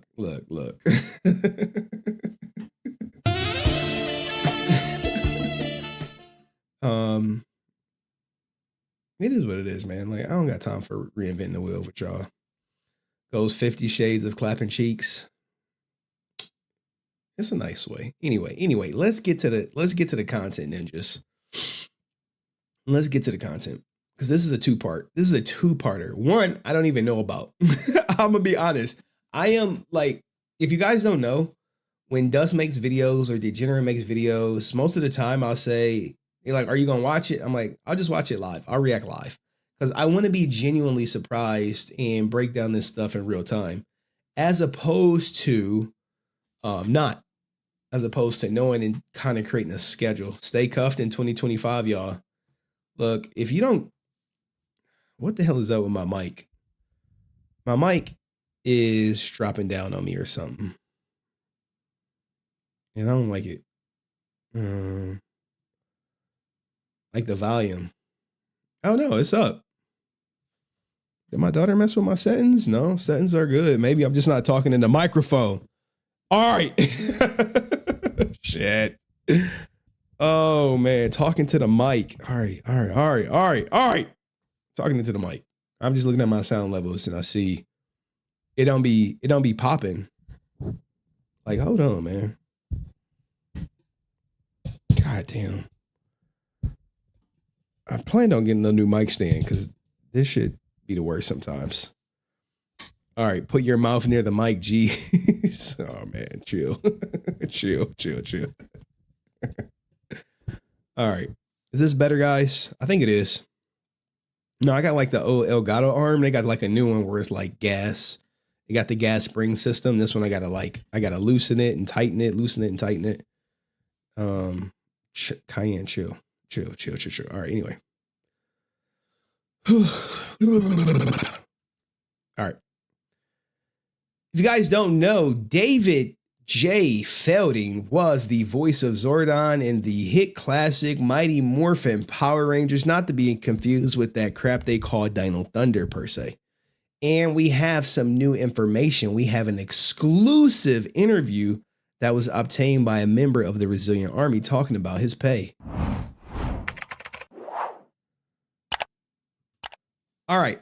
So what ended up happening, right, is a member of the Resilient Army, shout out to Lightning, reached out to David J. Felding with a question via email. And shout out to him for doing this per se. He says, hey, hey, Saban, hi. Saban paid me the going rate that was standard for non-unions. Non-union, hold on, let's just do it like this. Non-union day pay for 1 day shoot. The going rate in 1992 was $150 for a non-union actor. He didn't break any laws by doing this as far as the legal end of things. He offered a role at a rate that was being paid to any actor on any non-union project at the time. Was it fair? Probably not. But I was only the one getting that amount for 1 day's work. So he was getting paid $150. David Felding, Zordon. Zordon, guys don't know, he was getting paid $150 for a day's worth of work. But what you don't know is he only worked for 1 day. 1 day and did it. Now, if the show had been union, he goes on to say, I more than likely would not have been cast and the part would have gone to a more established actor. So he's aware that the only reason he got this role is because it was non-union. All right, which is true. The same way Bryan Cranston got the role in 2017 movie. I am not sure what the 1 day contract for a union actor is, but I'm sure it was probably 4 or 5 times what I got paid. So he doesn't really know per se. There was no plans, as far as I know, to keeping filming Zordon after that shoot because I believe they had planned to recycle the footage over and over to save on production costs. Now, you could argue that that was unfair. It would have been nice to have been a permanent cast member like the original 5 Rangers, or like, this is shade. When you see this original 5 right here, sorry guys, when you see the original 5, this is shade. This is shade. I don't know how to put it other than it's shade. So when you see this, The original 5 just knows like that ASJ, like, oh, the original 5, you know, if we were together, blah, blah, blah, blah, blah, blah, blah. But it'd been 5 times more than when I got paid. Going back, here we go. There was no plans, as far as I know, to keep filming Zordon after this shoot because I believe they had planned to recycle. Hold on, we got that part. I would have been paid a bit more and had a bigger credit to be proud of. So he's really not proud of the work. In Power Rangers, union TV shows also pay residuals, which continue to be paid to actors after a show has run its course and it is sold into syndication. None of the actors on the show were union, therefore Power Rangers did not pay residuals. The little money that was made did not last beyond the time of the show. This is true. What do I think should have been? Now look, everyone bases what they want after after they saw the success. What do I think I should have been paid to allow them to use my likeness episode after episode, season after season? Now remember, he did sign this contract. Okay. It would have been nice to have been paid a union salary for my time on the show. Looking online, I cannot find a breakdown of what that salary would have been, but I imagine it would have been in the neighborhood of $30,000 for a year. Some TV shows at the time were paying actors $30,000 an episode. Yeah, established actors, not just ninjas off the street. That's what these original 5, these Walter Jones and Austin St. John's, they always compare themselves to what other people were getting paid. But those were established actors. There wasn't just like, hey, you've never been in a TV show. Okay, here's $30,000. You're our guy. As Power Rangers was literally looking for anyone with a warm body that could probably read a line, for the most part, to be in Power Rangers at that time. Okay, the more popular the show becomes, the more actors get paid. This is true. And if Power Rangers had been as popular as Friends was in the 90s, would have been possible the main actors would have received $1 million per episode. These ninjas, remember when JDF said they wanted $1 million per episode? And everyone was like, oh, he's just talking out of his ass. I'm like, well, they keep bringing up $1 million per episode. And I think they really wanted $1 million per episode. Again, that's just speculation. I really have no idea what I should have been paid. An unknown actor who was lucky enough to get cast in a TV show that became very popular because of toys and merchandise. Remember, Power Rangers was just a commercial for the toy product. But, David Fielding is, maybe not in the best of spirits, knowing that Haim is a billionaire off of Power Rangers and some other projects doing this. Now, when you look at his IMDb, what is he known for? Look at this shit right here. The Order. Zordon, 149 episodes, in which we know he only filmed for one day. Bloodline of the Grid, which is a mini TV series, right? On YouTube. So if you think about it, I don't know what he did in the sanitarium, but his career is not that expansive. And you could pretty much say it didn't even extend past 2000 because The Order never came out. Narrator is YouTube, but you do what you may with that. Now, as it goes on, Zordon did an interview, exclusive interview, legacy interviews. I'm not sure when this took place, but we have an exclusive Zordon interview. And let's go right here for it. All right. So how was the character Zordon Zostar presented to you in the pilot and in the actual air pilot? He says it was presented pretty much the way you see the character in the show. He was an intergalactic sage or wise warrior being who had been trapped in a time warp. Who had been trapped in a time warp by his nemesis, Rita. I was told that the character would appear as a giant head in a tube that would have been the mentor to a new group of superheroes, a Professor X type who would guide and advise the teenagers on the best way to defend the enemies that Rita would throw their way. Okay. All right. Okay. What was the audition process like? Okay, well, this is a good question. It was different from most and very much different from what other actors on the show had to go through. Normally, we would go through a number of rounds of auditions, and with up to 500 or more actors vying to get the role. In my case, since they were looking to film very quickly, they were looking to cast much quicker than normal. When I went to audition, there were just 2 of us, as I recall. In the end, I got chosen to play the part of Zordon. Now, if you don't remember, the other person was the gay man that Austin St. John was making fun of in the clips that, went viral. So Austin's like, no, I couldn't take orders from him. Did you have to do anything special cosmetically to film for Zordon? What was it like to have makeup painted on you and shaving your head to be Zordon? I did have to shave my head for the role.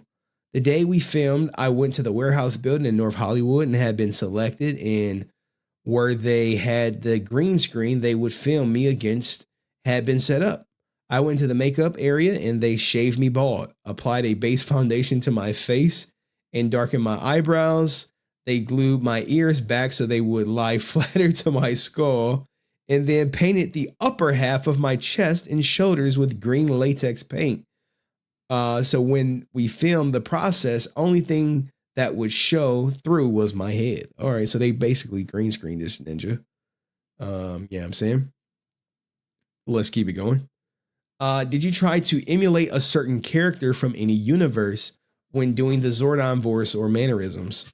During their audition and reading the lines, my take on the character was based on a father quality.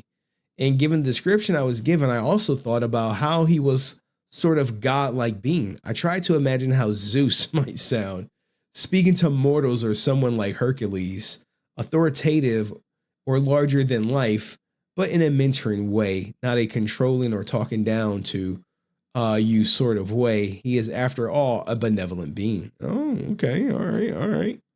How long did filming of Zordon scenes take? We filmed, I best can remember, about 3 or 4 hours.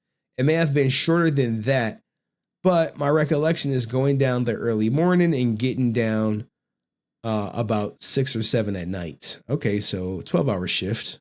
All right. Why is he describing me, Henry? Funny. What did you think of Bob Manahan's taking over the voice of Zordon? I wasn't actually there for that part. By the time the series had started to air, I was unhappy living in LA, and so had told the producers I would be leaving. I never got the chance to meet Mr. Mahan, but I think they did a good job trying to match the tone and quality of the voice that I initially created for the character. Were you approached at all? Here we go. Here's the big part, guys. Were you approached at all for the first Mighty Morphin Power Rangers movie? Initially, I had received a phone call about it, but, when they were still planning to film in LA, but when the decision was made to film in Australia, they hired Nicholas Bell to play the role. Mr. Mahan still voiced the character when he was in the tube, I believe.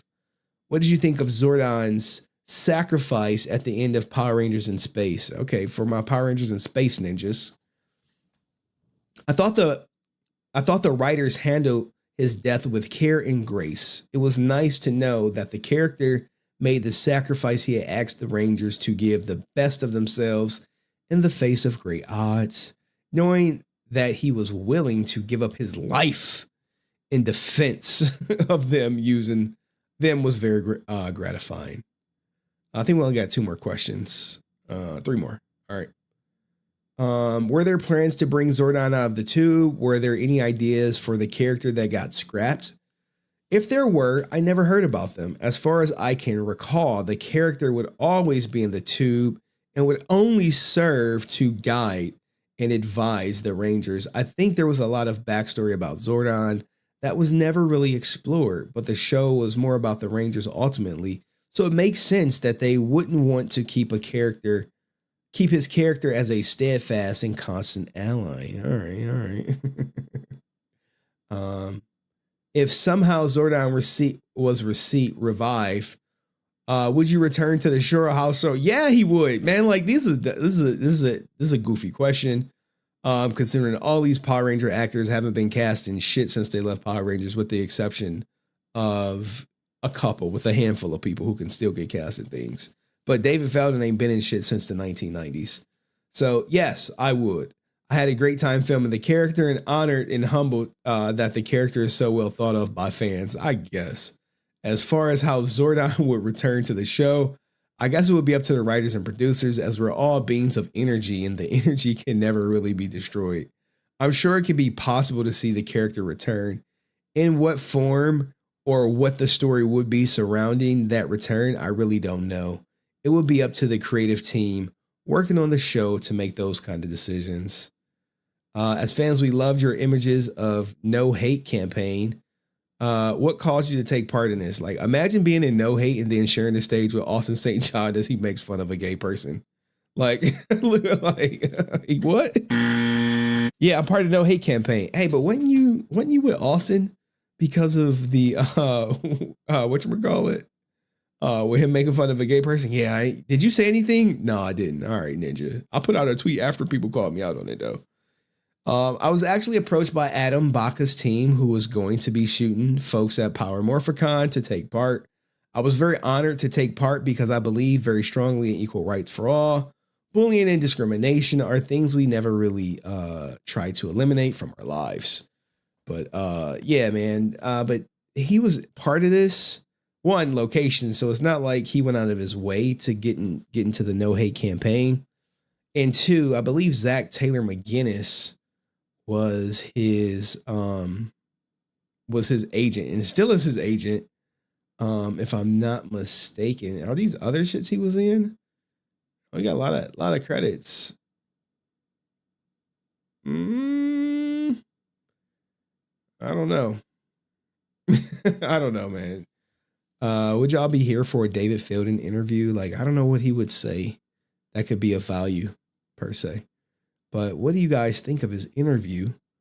Let me know. We would ask that Ninja about the order for sure. I'd be like, Ninja, we just want to talk about the order. We're having all that money and get some details confirmed. But there is David Fielding's interviews, one about his pay and the other of him reflecting on his 1 day work of him. See, look, Dust like, I don't care about an interview with him. I mean, but you got to ask him about the order. That's his big claim to fame. Order. That's all I want to talk about. But ain't he friends with Karen? Yeah, because who you think bust down the money with? Anyway, let me know what you think in the comment section. I'll see you next video. Peace. All right, that's 2 clips. And shout out to my man Yo-Yo, who said, David's air. All right, speak to him on Twitter sometimes. Yeah. I mean, he got shit going on. What he got going on? Like, what's his next movie out? What's the next movie coming out? The money, y'all. There's poor people around. You know? And then, look, man, it is what it is, man. You're only good at your last film. I'll tell you that shit. But anyway, I got one more thing, and I'll drop the link, and then we can have a little retrospective of the content this year, or whatever you guys want to say. I'm sure some people are anxious to tell me how much they love the show and they appreciate everything, or how much they hate the content. Maybe y'all leader Brent Pham will hit the link. David clapping Karen's cheeks. That would be something, right? I mean, what happens on the road, what happens at Ranger Stop stays at Ranger Stop, right? Oh man, I'm bad. I'm horrible. I am a horrible person. Well, some people said I'm not a good person. Like, ironically, the person who said I'm not a good person is in a clip that would really make them look bad. It's in the Shrine. And I don't play it. I want to play it. I'll play the audio. Alex, what the fuck are you doing? Did you just come in your sister? Lexi, you ever shut the fuck up? Now, if you're in the Shrine, right? If you're in the Shrine, you know about this clip. You know the clip exists. And it's not necessarily what is said per se, but there's a picture of a certain someone in this clip. I'll play it one more time. Alex, what the fuck are you doing? Did you just come in your sister? Lexi, you ever shut the fuck up? It was something about some stepsister prawn. All right. Now, since then, the person that's in this clip, I've heard nothing about it. Nothing about them. They seem to have kept my name out their mouth. Or if they did, it hasn't made their way back to me. So I'm going to let them live and not play that clip. I'm going to let them live. I'm going to let them live. Even though I'm not a bad person. Even though I'm a bad person, they said this shit to me. I'm going to let them live. Sorry, so you got one more clip for now. Right, for now. It's for now. Here we go. We never watched this on stream. I've played clips from it. 6, 7, 8, 9. But it's only 10 minutes. We about to have so much fun with this though. I know we are. And then I'll drop the link for ninjas who want to come up. For ninjas like, I want to come up. All right, cool. And then I gotta get ready to go for the night. Gotta take a shower. I mean, even though I took one this morning, I like when you know what's about to happen, you want to be fresh. You want to taste like soap. You want to taste like soap. And it was like, you taste like soap. I'm fresh out the shower, baby. All right. Let's go.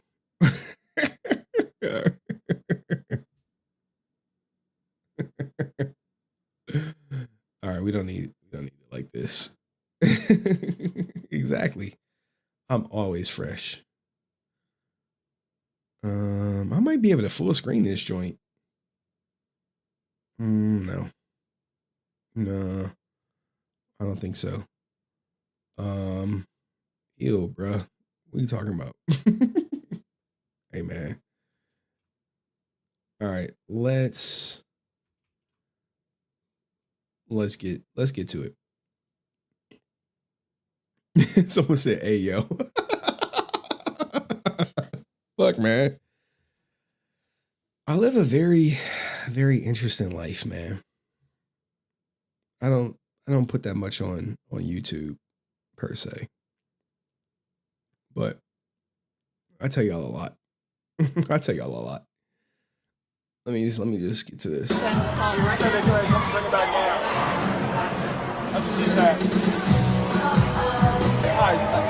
All right. This is where we at. This is the type of time I'm on.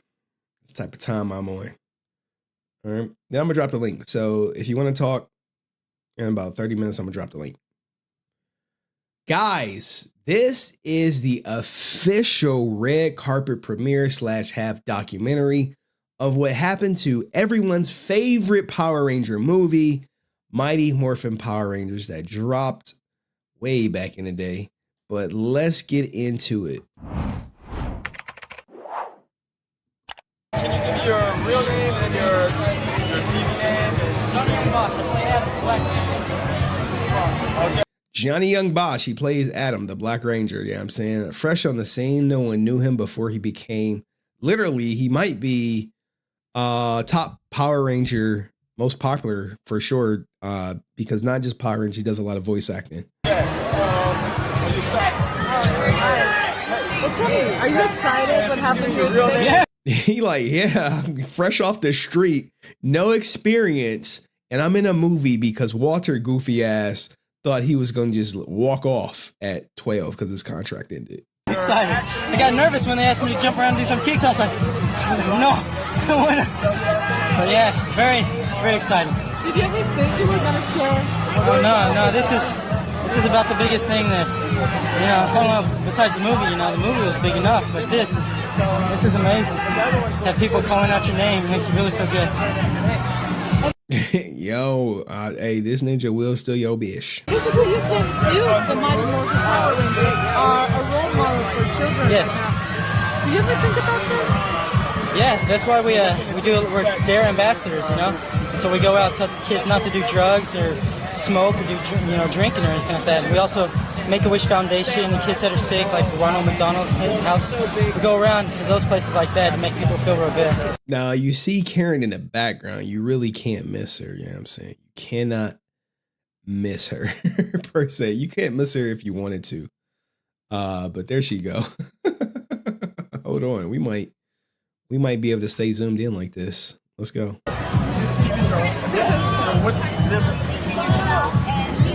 Good. Tell me, are you Hey, you got your boy. For all my Rocky fans, you know what I'm saying? You got him. Hairline been pushed back. Wow, Riz. Wow. excited? Did you ever think this? Oh, I never thought. Never would have thought. But hey, life takes those funny little turns. It can happen. Anything can happen. Hey. And tell me, the movie's coming out. What's the difference between what we're going to see on the big screen rather than the TV? It's night and day. I can promise you that. You got to go see it. But just to give you a few hints, we've got new villains, we got new suits, we got new sets, we got new everything. I mean, bro, this is when Power Rangers was literally at the pinnacle of fandom right here. This is I think where they were at their height. special effects in this thing, new Zords, we got all of them.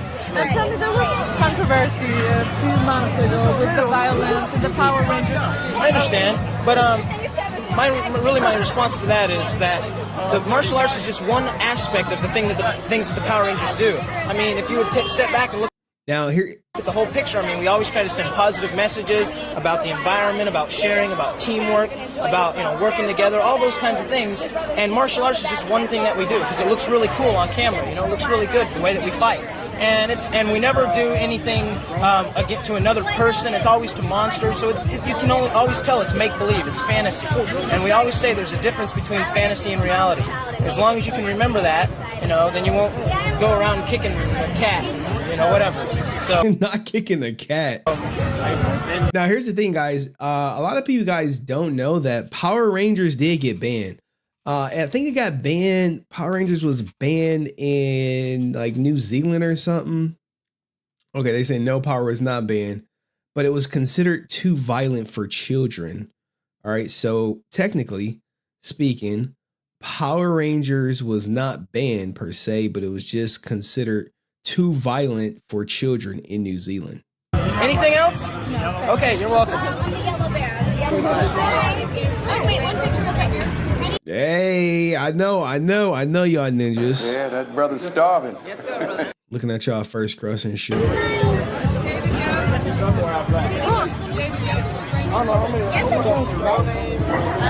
Excuse me. She can sign something after. Hey, look at the handler. I think that might be her. Hey, look, bitch. We ain't signing shit right now. We on the red carpet. Are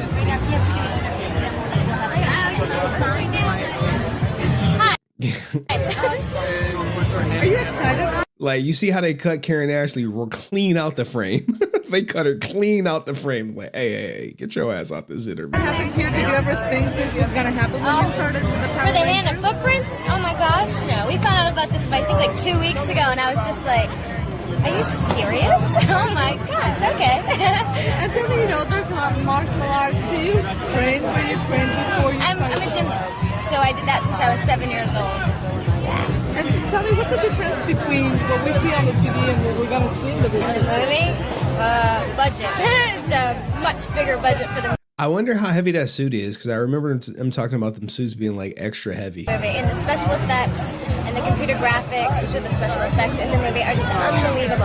The sets are huge, immaculate. The new costumes are like so much better and different. It's like a whole different show, but yet the same show. You know what I mean? And tell me, a few months ago there was controversy about the violence in this show.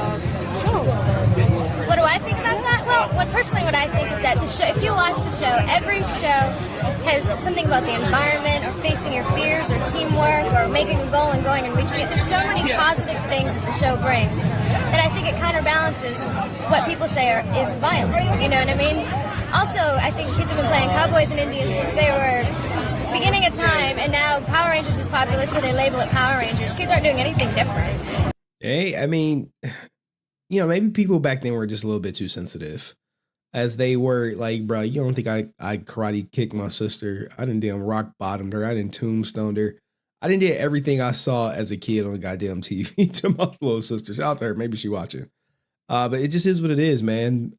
People had a knee-jerk reaction, considering its growth in popularity. When you got a lot of eyes on you, they're going to scrutinize you. They like, hey, man, I don't know about this shit, man. They kicking, they fighting, you know what I'm saying?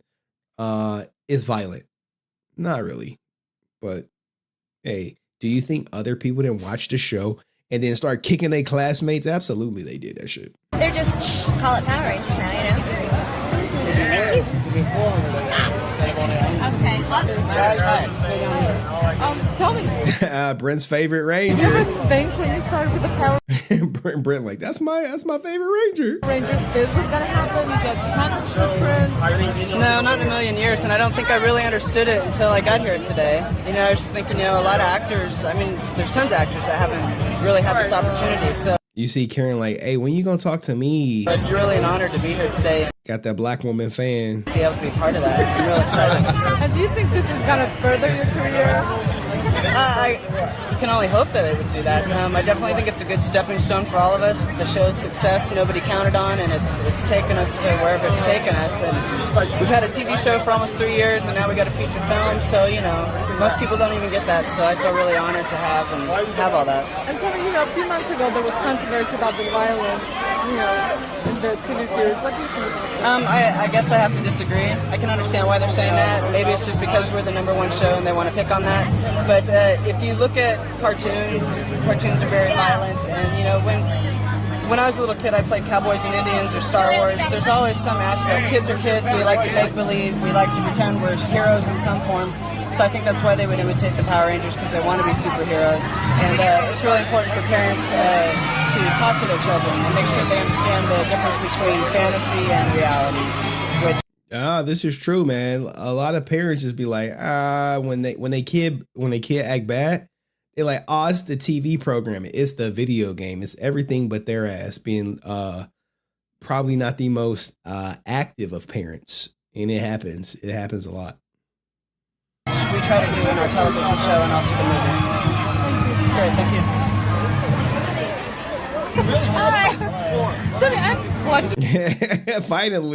Finally, goddamn, though. Goddamn, boy. Yeah, all right, let's get to it. You're very active. Were you even less nervous for the mole? Oh, I wasn't nervous at all. If anything, I was so excited. I was in the limo and I was like, I wanted to just jump out of the car and run up the bleachers, you know? I think, is this where she talked about Haim not knowing her at the premiere? I know. I mean, I think back in the day, Riz would fold. I don't think now he would touch it. Maybe you might touch it for nostalgia purposes, but Godspeed, brother. Godspeed. Being a Power Ranger requires energy. Do you train? Well, I work out. All of us, we were athletically inclined before we got in this. I was a dancer, and 3 guys were martial artists, and there were 2 gymnasts. So we were all athletically inclined. So it's kind of natural, but we all do work out. And tell me, a few months ago there was controversy on the TV series being violent. What do you think about it? I think that, you know, people shouldn't focus on the negative. We always have a moral message in every episode, and we also always have, I mean, there's 6 totally different teenagers. We all, you know, come from different backgrounds. We all work together as a team. We promote, you know, believing in yourself. We promote unity. And so I think a lot of people should, you know, think about that, should focus on that. And when people go see the movie, the parents should sit down with the kids and let them know that we never fight real people. We always are fighting monsters or aliens. So they should point that out to them if they're too young to understand, you know, because there is reality and there is fantasy. But, you know, hey, it's a fun show, you know. Hey, that was actually a good answer for Karen, but you know, I see a lot of people talking about how they would do it for like Riz didn't say he wouldn't do it for nostalgia purposes. He just said salute. Like he could, you know. I'm sure people would for sure. Just be like, hey, yeah, I did that shit. I did that shit. But clearly, she's had a forehead for quite some time now. And I see people in the background who hit the link. You know, she gonna skip the line as soon as we finish this clip.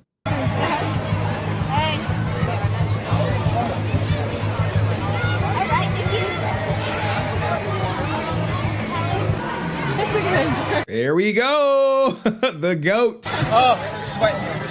The goat. Look. While they were out in running the circuit, he was out in Germany promoting this. I am the GOAT. So you and the Black Ranger, what? Hold on. I think my whatchamacallit then messed up. Hey, but this is footage that y'all don't get to see. You know what I'm saying? This is footage y'all don't get to see. Let's get to the interview. Why did you decide to do different trims here today? It's me and Johnny. You know, we're martial arts. We studied together first. You know, practicing together. I guess just to show the discipline behind us. You know, it's not just about going out and making karate. We're like, you know, real martial artists, and just to show a little different. You know, everyone's different in no one's eyes. You know. And tell me, you know, did you ever think the Power Rangers were going to be? You know, I believed in it, you know. I mean, some of this is time and shaking everyone's spot. I just didn't know it was going to turn out to this. Man. You know, we were told that we're doing a movie and stuff. And I'm so excited about it, but we're just, you know, I'm just so happy. I'm just really happy. And tell me how about the controversy that we had? You know, she got the same question for everyone. Hey, can y'all talk about the controversy? Like, y'all filmed in New Zealand. They said y'all were too violent. A few months ago with the violence. No, there's no violence. You know, our job. Of course, I'm an actor, but my job, I feel, goes beyond just being an actor. My job is to educate the kids all across America about drugs. That's why we're to the Masters from there. You know, and if we can be good, positive role models to the kids so they can look up to us, you know, they'll listen to us. It's just like Joe Blow from the street. You know, so we're there to tell them to say no to drugs. It's not about punching and kicking because, you know, it's fantasy. It's all about fantasy. When we morph for these costumes, and it's just like, it's fantasy.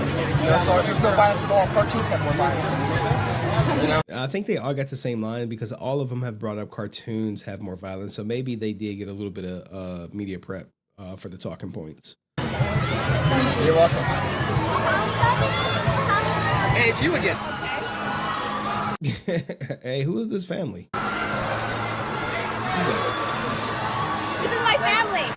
Oh, that was her actual family. Hey, it's you again. Was that her family? Okay. There go her family. I got nothing, but we'll have to get to part 2 at some later date. But what did you guys think of the premiere? 6, 7, 8, 9, 10. I mean, I'm sure everyone said the highlight is going to be JDF talking. Okay, I'm pretty sure they did. All right, and I thought it would just be cool for something to us to watch. Be on the lookout for us watching the documentary. But this was the pinnacle of Power Rangers, and you got to see literally the entire cast give an interview, give their take as they were asked about the controversy with the show not being banned, but being deemed too violent for children in New Zealand. Let me know what you think in the comments section. I'll see you in the next video. Peace. All right, guys, let me acknowledge my man, Matt. Acknowledge me. Drop the link. Don't be reeking. Like the stream. All right, guys, do me one favor. I gotta go pee. Gotta go pee.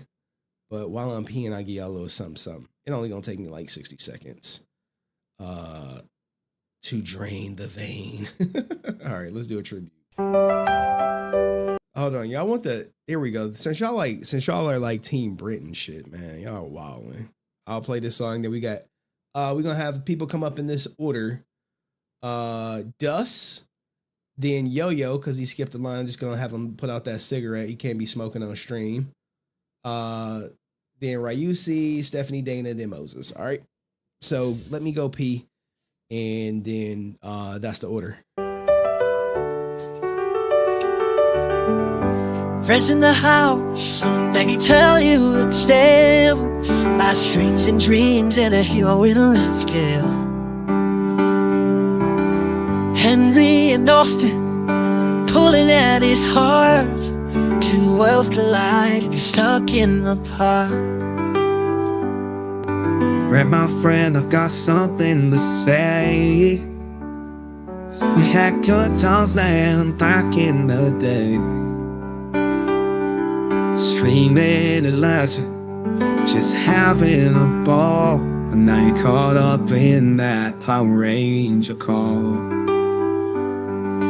Austin St. John, man, he's just a fraud. You need to see the truth, stop cheering the first star. Forgot y'all can leave the past behind, join my crew. Underwear and shit. You know what I'm saying? Together we can conquer so much we can do. I have on no bottoms. Friends in the house, let me tell you a tale of lost dreams and dreams and a hero in a rescue. I forgot the StreamYard camera. Y'all can see me and shit. So like I got on pants today, but normally I don't be having on shit. I'll be streaming in my drawers and shit, drawers and a t-shirt. But today, that was not today. Luckily for y'all's sake and shit. And sometimes I adjust myself when I get up. So y'all would have saw me like doing some wild shit. But anywho, I should have shut the camera off, but hey, it is what it is. Stephanie Dana, she like, oh my God, I would have loved to see it. But it's all good. All right, so guys, I see we got some people in the back. Dustier Productions. What the fuck is Dustier Productions? We got a line skipper, so we're gonna go Dust, Yo-Yo, then Dustier Productions, which is Matt Fisher, guys. Give me a second to, get everything coordinated for you guys. Oh, she on a road trip, like, man, last thing I want to do is see Henry's dick. Crash the fucking vehicle. Look, I'm sorry. I didn't turn off this camera. I turned off the whatchamacallit camera. All right, give me a second. Streaming is a tough job, man. It's a thankless job. Where people don't really thank you like they should per se. You'd be like, damn, I ain't gonna get no thank you. They'd be like, Ninja, no, what the fuck? I thought you was doing this because you like doing content. You looking for a thank you? Looking for a fucking thank you? Remember my grandfather? Oh man, my grandfather gave me the coldest lesson in life. May he rest in peace. I came home from college like, Grandpa, I got straight A's. Ain't you gonna give me some money for that? My grandma like, oh hey, give him some money. He was like, the fuck? You supposed to get straight A's. Good job for doing what you supposed to do. I was like, what the fuck? I was like, what the fuck? It just caught me so off guard because I thought like everyone was like, oh, good job. And then I go to Grandpa, he's like, that's what you're supposed to do. I was like, damn, Grandpa. I mean, now mind you, I'm like 18, freshly 18 at the time. Like, damn, Grandpa, you cold-blooded, man. You ain't gonna even give me $1? He was like, nope. Get the fuck out of my face. Tiger playing right now. You distracting me, boy. It's like, God damn, Grandpa. God damn. All right, hold on. All right. Give me a second, guys. People in the back, they're like, Henry, you said just bring this up, man. What's up? All right. Give it up for Dust, guys. Line skipper. Also, in addition to the line skipping, he has, Jesus, let me put him up here, has caused real problems in people's lives. And so this is about Dust being an asshole, and he got nothing else better to do than to troll people and cause real problems. Real problems, Dust. Real problems in people's lives. Thank you for putting me on the payroll. I appreciate that. Man, I'm living a high life out here, man, in my multi-million-dollar mansion. But how are you, man? Are you ready for the New Year's? Yeah, I'm still getting over being sick. Got still a little congested, and some virus is going around. A bunch of people out here are actually sick, but whatever. What are you gonna do? 28 days later, boy. Oh my goodness. All of y'all are sick. That is wild. Wow. Now, what do you think about this whole Brent being the top story of 2024 on the channel?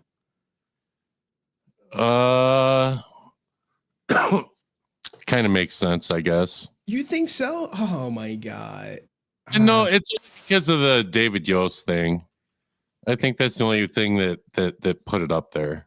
Because he literally dragged it out for so long, per se. Yeah, like it was the David Yost thing. It's definitely not like his messed up views on Jenna Frank or anything. Like it was all the David Yost thing. All right. Which interesting for me for a little while. I'm like, okay, I'm over it. Yeah, like Googling his name, Brent Pham. It's a lot. It's a lot of stuff that pops up. Wait, what? The Medium wrote an article about. There's an article of Brit on the Medium. What the hell, man? Hold on. Hold You on. click. Hell yeah, I'm about to click on it, but I gotta like. That's Renee's thumbnail right there. Yeah. Is the hold on, man. Hold on. Give me 1 second. I gotta click it. The Medium will dox your ass because they're gonna be like, "Hey, sign up." You'd be like, "No, I don't want to sign up." What the? Okay, look, guys. Here we go. Here we go, Dust. This is breaking news. Breaking news. This was on the Medium. Drew and Kenny Lowe's Ninja Son calls out Brent Pham on Tales from a Consumer. If you missed this latest drama unfolding, your girl Renee has got you covered with a new episode. What is this?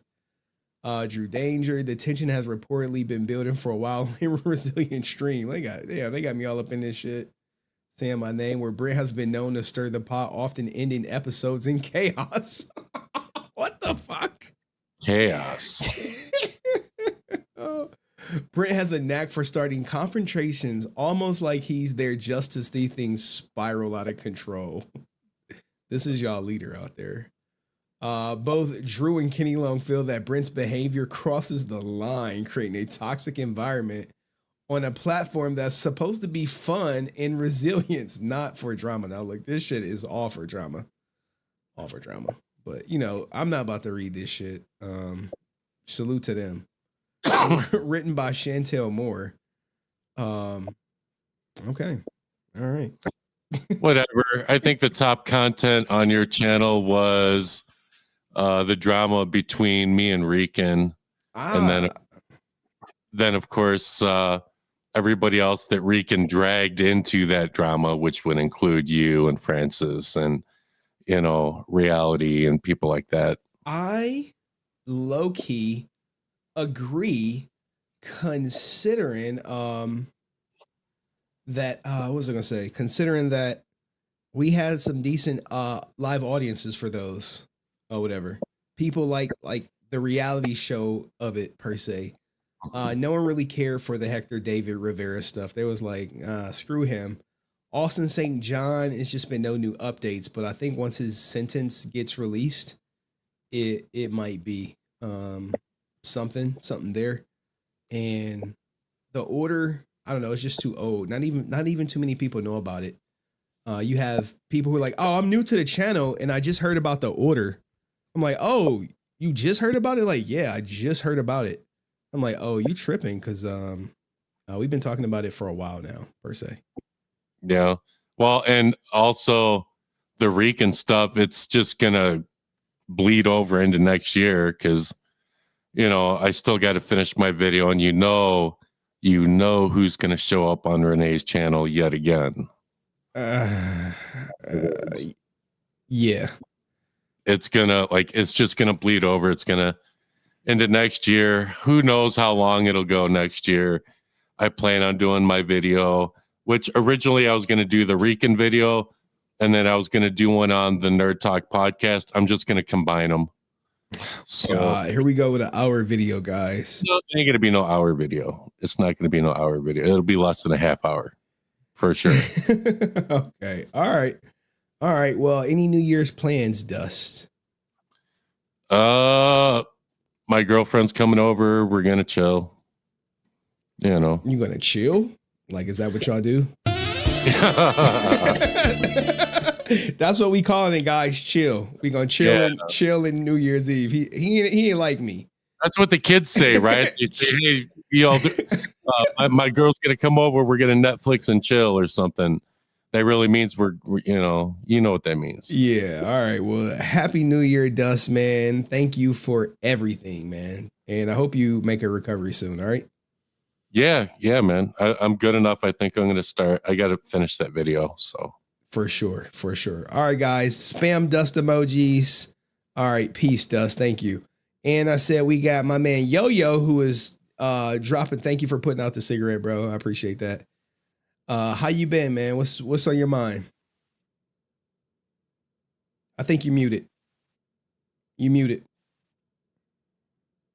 You still muted. You got to unmute yourself. He like, oh shit. He like, oh shit.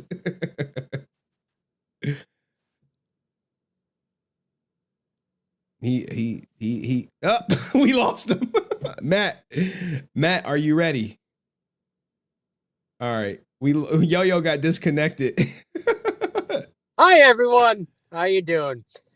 I can't believe I found this channel in 2024 and I can't believe I made it all the way through without wanting to just take my own head off. Because let me tell you something. This shit has been wild.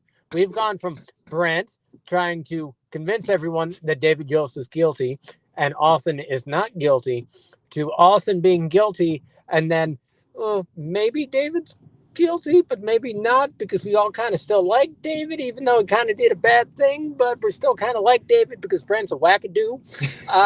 Then we have, I don't know, Steve Cardenas joining up with the Empire, but I guess we all kind of still like Steve because man's got to make money, so we can't really fault him for that. Then we have Rican. Now, Henry, do me a favor. Look up the name Norman the Lunatic really quick. Just type into Google Norman the Lunatic. Okay. Norman the Lunatic. Okay. Mike Shaw, American actor. Okay, let's Okay, now look up, just bring up a picture of Norman the Lunatic, and you have something that represents Angel. Angel, you are a lunatic.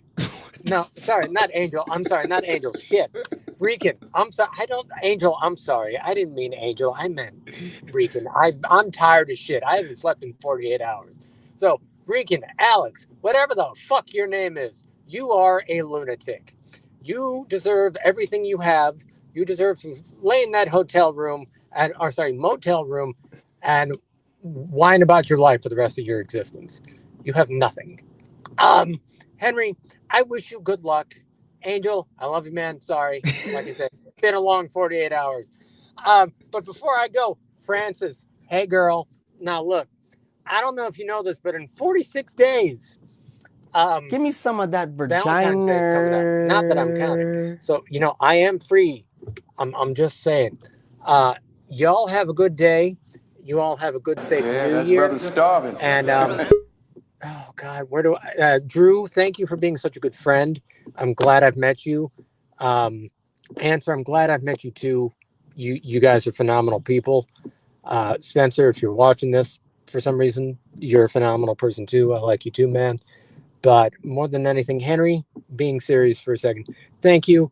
You have provided countless hours of, I guess I'll call it entertainment. But you've given me something to do late at night. So I appreciate you. I appreciate your channel. Here's to another year of people bitching at Brent and Brent not getting it in his head and Rican sitting there and just yapping along. By the way, Dust, I'm sorry that I took your name, but honestly, I want to emulate the master. If you could show me how to make some of those fucking memes, that would be great.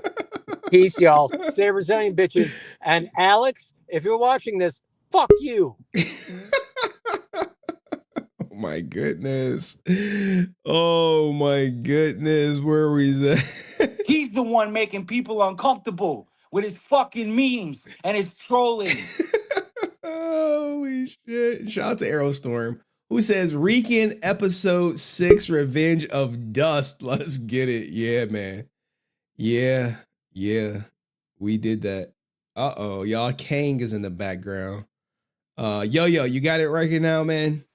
Yo, can you hear me? I can hear you perfectly clear, man. How you been? Oh, thank God. I didn't have my mic on. Oh, it's all good, man. Thank you for donating to the stream. And I catch every time you at me on Twitter, man. Every time. I'm heavy on Twitter. I love it. So what do you want to talk about today, Yo-Yo? What Power Rangers could be. I have some ideas for the franchise. I think it could be much bigger than what it is. And I just think I'm excited about this Paramount reboot. I really think it could be the next big thing again, like it was in the 90s. But it's just been in the same place for the last 20 years. And it hasn't evolved. What would you like to see in it? I'd like it to be. I think Power Rangers could work best as a video game franchise. If you had something like Arkham Asylum, but your Power Rangers has got your guns, you got your swords, you got your vehicles, you got your mechs, you got your fighting, all of that in one gameplay Neapolitan, if you would. So that would be insane. That is what we need. And I think it would work best as a video game franchise. But as movies go, I think they could pop it off with this new reboot. Okay, so you want to see a video game franchise, an Arkham Asylum type game, which is a great game, guys. Those games are to play. We had a good Power Rangers game on the PS1. We had the Time Force and Lightspeed Rescue. They were sick. Okay, all right. I mean, I don't know, man. I like the idea of the Arkham Asylum, but who would be that quintessential character? Would you be able to select all of them and go through it? Between all five. But switch between all five. Like, do you know, like, remember how Sonic Heroes played, where you could just like switch between characters, something like that, something designed. Someone's got like an Unreal sort of like test of a demo that they've made of like a Time Force Pink Ranger on YouTube, and it looks absolutely insane. Something with really good graphical fidelity. They did actually create a pitch for I think it was the company who make Arkham Asylum. It was called Project Nomad. I think you showed some of the clips of it on your channel, some screenshots of it. It's called Project Nomad. If you type that into Google, it was a video game that was pitched, but it was turned down because apparently the time wasn't right for Power Rangers at that time, and it never came to fruition. It was cancelled. Oh, okay. I'm gonna have to look into that. Oh, check out Project Nomad. Yeah. It looks like concept art, and it's just they got some sick stuff on that, and I think it could work as a video game franchise the most. All right, you could have some real RPG elements to it and stuff. Okay, so what I want you to do, at me or send me that link after the stream to that Power Ranger clip that you said that you liked. Will do. All right, well, thank you, Yo-Yo, for all your support, man. Appreciate you. All right. Thanks. All right. All right, Yo-Yo. Thank you, man. All right, guys. That was Yo-Yo. We got y'all King in the back. But we have Ryusi, Stephanie Dana, Moses, then Brent Pham, the family I hate that y'all like this ninja. I really do. It's annoying. As I told people, I was like, yo, I'm about to get him off the channel. It's like, you can't. I'm like, why? It's like, we like him too much. I'm like, so? It's like, no. Keep him on. I'm like, fuck. All right. Anyway, Ryusi, what's up going on, man? How are you? Not much, man. How are you? I am doing well. How do you feel about Brent becoming the most voted? I mean, it's not hard to see, to be honest. I mean, he does give you a lot of content. There's a lot of memes. He has been a content cow. He's been memed a lot. But I don't know. I think he may have ran his course for 2024. Like, I can't imagine he's gonna I think it's kind of like it's starting, like, a dog chasing his tail, starting to get to that point. Well, we'll see what he's hating on next, or what points he wants to bring up next. But I mean, go ahead. He might go into start hitting on voice actors now. Why are you next to the Power Rangers? You shouldn't be next to Jenna Frank. She's beneath you. She didn't earn anything or whatever. She didn't put any work in. Exactly. Crazy things Brent says for 1,000 guys. Anywho, what was that's gonna be a big list. What was your top drama outside of Brent? Outside of Brent, what was the top drama? My vote was ASJ. Okay. And when did you start coming on the channel? Are you a day oneer? It was this year. This year? It was this year. So I actually did watch your interview when, like, a couple months after JDF passed away, and I just couldn't find your channel. What? Like, yeah. Like, it popped up on, like, Facebook. Oh yeah, I do. Like, your interview popped. So I just couldn't find the channel because they cut your channel information, all that out. So it was just you and I can't. Okay. Mrs. Frank and all that. Oh wow. All right. Okay. All right. Anything else you want to say? Any New Year's resolutions? Are you working tonight? Off tonight? I just got off work. You going to work tomorrow? No, we're off tomorrow, so good job. Good day for that. All right. Just have a little fun fact. I actually did get to the same high school as the Time Force Pink Ranger. What?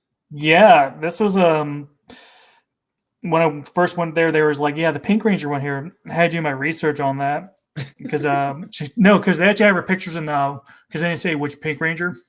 So when I looked into like all because like, oh yeah, she's in the trophies list and went there's like, oh shit, it's Aaron something. Can't remember her last name. I think she just got married. But yeah, she went to the same high school as I did. Oh, okay. Little known so a little fun facts. fact about that is that when she got out of high school, this is when she got cast for Time Force. Hey, get them while they're young, huh? She didn't know no better, man. Any plans for the night? Just relaxing, doing dog sitting. My parents are right now going to Pennsylvania to pick up my mom her new bike. What kind of bike? Trike. Oh, like a three-wheeler. Three-wheeler? Like a It's Harley. It's a Harley Davidson. three-wheeler? Those little guys, men, I'm talking to you fucking men out there. If I ever see you on a fucking three-wheeler, you losing your man card. Every time I see a man on that, I just shake my head. But I mostly see like older men like in gray hairs and all that because of the hip issue. I'm trying to be safe, man. You know, 3 wheels better than 2. Oh my god. Oh, but all right. Anything else, man? Anything else you want to say, man? I just want to say thank you and the community for all this year for the great content and all that. Man, we got it. Hey, people be saying I don't have a community here. They just not a part of it. I mean, we're technically a cult. Oh God. What's a K? What's a K? Here's the difference. We're doing the Mortal Kombat thing. Anything's with C's, we put K's in it. God. Drink the Kool-Aid. Yeah, I guess it's a cult. I mean, I think we tame. We chill. We be I mean, it's a fun cult. We're not trying to kill anyone. We're just trying to make memes, laugh. Okay. Nick said he not with that Brent shit. He like F that Brent. All right. But all right. Well, thank you, Ryusi, man. Appreciate you. No problem, man. All right. Get those cheeks clap. Oh, yeah, for sure. I'm clapping cheeks tonight, not getting cheek clap. But anyway, Stephanie Dana, who didn't crash her car because she didn't get flashed by me. What up, Steph? How are you? I'm good. Just, taking care of a few things on my only day off this week. Yeah. How's Jeff Bezos treating you these days? Slave driver that he is. Were you part of the strikes? I saw people striking and I saw people saying, hey, I want my job back. That's all of the New York region because of Teamsters. Teamsters is his own entity of psychoticness. Mm-hmm. We don't fuck with them.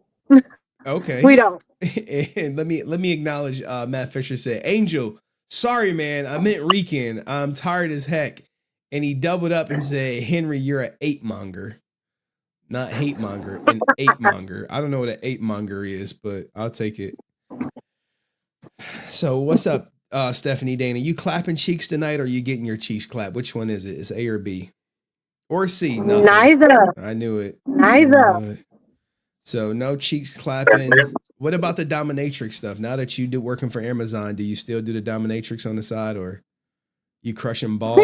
Are you crushing Brent's balls later on tonight? Does he have an appointment? Has he ever been a client? No. Never. Okay, now since you work at Amazon, I heard it's a lot of relationships that at Amazon that they start at Amazon. Like, like people they come in with their outside boyfriend and the next thing you know, they clapping Jerome's cheeks. How's it work? I mean the amount of tier 1 associates that have sex with, all of the AMs to get higher up positions. Wait. I know 3 buildings that have that problem. Oh, so you got to get the cheeks clap if you want to get promoted. Oh, gosh. I know 3 buildings, and it's hilarious. So how many promotions have you gotten? Zipper. She like, all right, okay, all right. That was a trick question, guys. She passed the test. All right, she not getting her cheeks clapped. I ain't touching any of them with a 10-foot pole. Okay, and Matt said, No. "Wait, did Henry flash people? I missed it. I also ate was for sensors. No, I did not. I didn't flash anyone. When I got up, I forgot the StreamYard camera was still on. And normally when I stream, I'm usually in my underwear, a t-shirt, and some socks. And most of the times when I get up, imagine you sitting in one spot for a while, things kind of settle and you kind of want to like adjust. You want to adjust some stuff to, you know what I'm saying? Like, anywho, but that didn't happen today, thank goodness. Any plans for the night, Stephanie? Well, my mom and I are actually going out to a friend's house and we're gonna spend it with, I think, my godmother actually and her family. Okay. All right. Well, cool. I don't get to spend time with my godmother that often. Oh, nice. Well, I mean, she runs a karate studio, so the amount of times I actually get to spend with her is like non-existent. All right. Also, what did you think was the top drama this year on the channel? Oh, it was a tie. Actually, no, I can't even say it was a tie. Rican's Crash Out was number 1. ASJ drama was number 2, and Brent BS, hate to say it, bottom tier. Ooh, so you say Rican was number 1. I mean, it's still going on. It's Crash Out worse than any Crash Out I've ever seen. He's still crashing out. He gets up and he crashes out again. Like that's what it is. And Matt Fisher said, I've stopped looking at his Instagram because I just can't stand seeing his stories.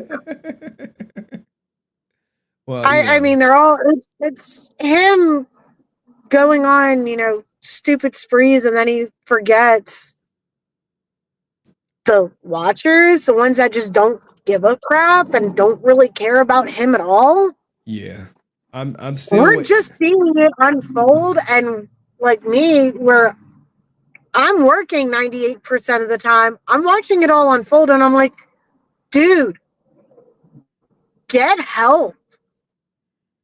Just straight up get help. Stop interacting with people. Stop showing the world everything because you're making it worse for yourself. He can't. No, he thrives on it. At this point, he thrives on the publicity and the fact that it's bad publicity. No one would want to work with him then. Oh, I mean, if you really think Power Rangers are about to be working with Rican. Oh, I'm referring to even the everyday job. Okay. All right. Because, I mean, you know it from firsthand experience. Employers look at all of our social medias. Yes. Yeah, they do. So if an employer sees these crash outs, he ain't going to get a job. No. And he can't keep a job. If you Google Rican Ranger, his crash outs show up. So, all right. Any last words? Well, to everyone in the Resilient Army, stay safe. Have a great New Year's Eve. And let's kick 2025 off with a blast. And Dust, I can't wait to see your video once it drops. All right. And get back on the road. Thank you for pulling over and being responsible. Yep. All right. Peace. Peace, guys. All right. We got Moses who been back here. Then we're going to bring up y'all Kang, Brent Pham. All right, Moses, what up, man? Make it quick. Hey, Henry, how you doing? I am good. Hold on. Matt Fisher says Rita and Zed wouldn't even go near Rican. It's low-key true. What's up, man? How are you? You got a bobby pin in your hair, bro?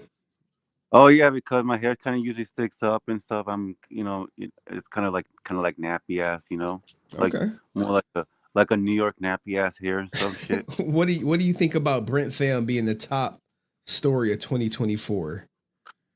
Well, he's like a miscreant of multiple personalities, Okay. So He should have been tied with freaking the wire fraud situation.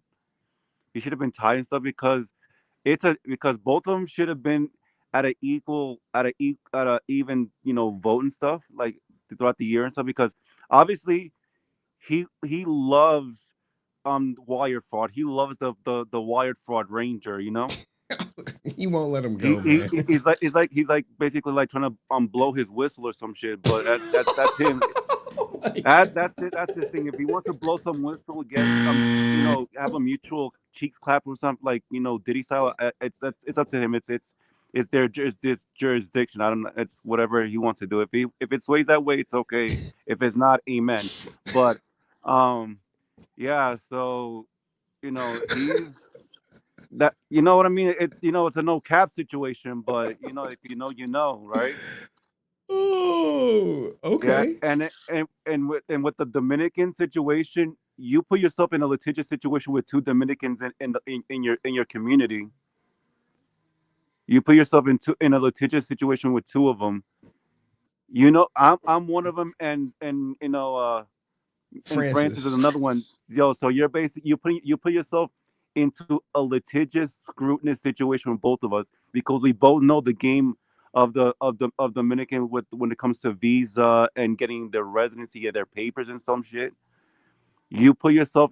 I'm gonna let that slide and stuff. I'm gonna let it slide because you're my homie and stuff. Like I'm cool. We're tight knit and those kind of things. So I'm gonna let that slide.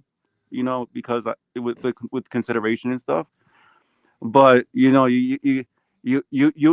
had me rolling. I couldn't. I wanted to basically get a pillow and laugh on it and stuff because you basically like blew my mind away. I did not see it coming with you busting up the Dominican clip with the girl twerking and basically turning around and the 360 and stuff. You know her? No, I don't know her, but I know the game. I know the game and stuff, but I know her personally. But you blew my mind. I'm gonna let that slide. I'm gonna let that slide because we're in camaraderie. We're in a light mood and stuff. So Does that happen though? Does that happen? It happens every time. It has happened to me multiple times. Okay, so hold on, guys. I'm about to play you the clip where he said it happens to him. So this has happened to Moses. When he is out, when you go through the what part of Dominican is this? I think in the capital because it's in the capital because usually those structures those structures and how it's built is usually the capital, which is Santo Domingo and stuff. But the places where it's like cleanly built is like Santiago and stuff. So that's like basically the capital. So I know the structure pretty well and stuff. Okay, so these women approach you like, "Yo, Moses, come get married. She want to have like 5 of your kids." Yeah, even my younger cousins says to their friends, "Hey, my cousin, he's an American. He can get you visa and stuff." And I literally say, "Hey, I'm an American. I can give you papers." And they're like scared like bitches and stuff. Like I'm like what the what the fuck? I'm like, you're kidding me? I'm an American. I want to give you papers, and you're basically being scared and stuff.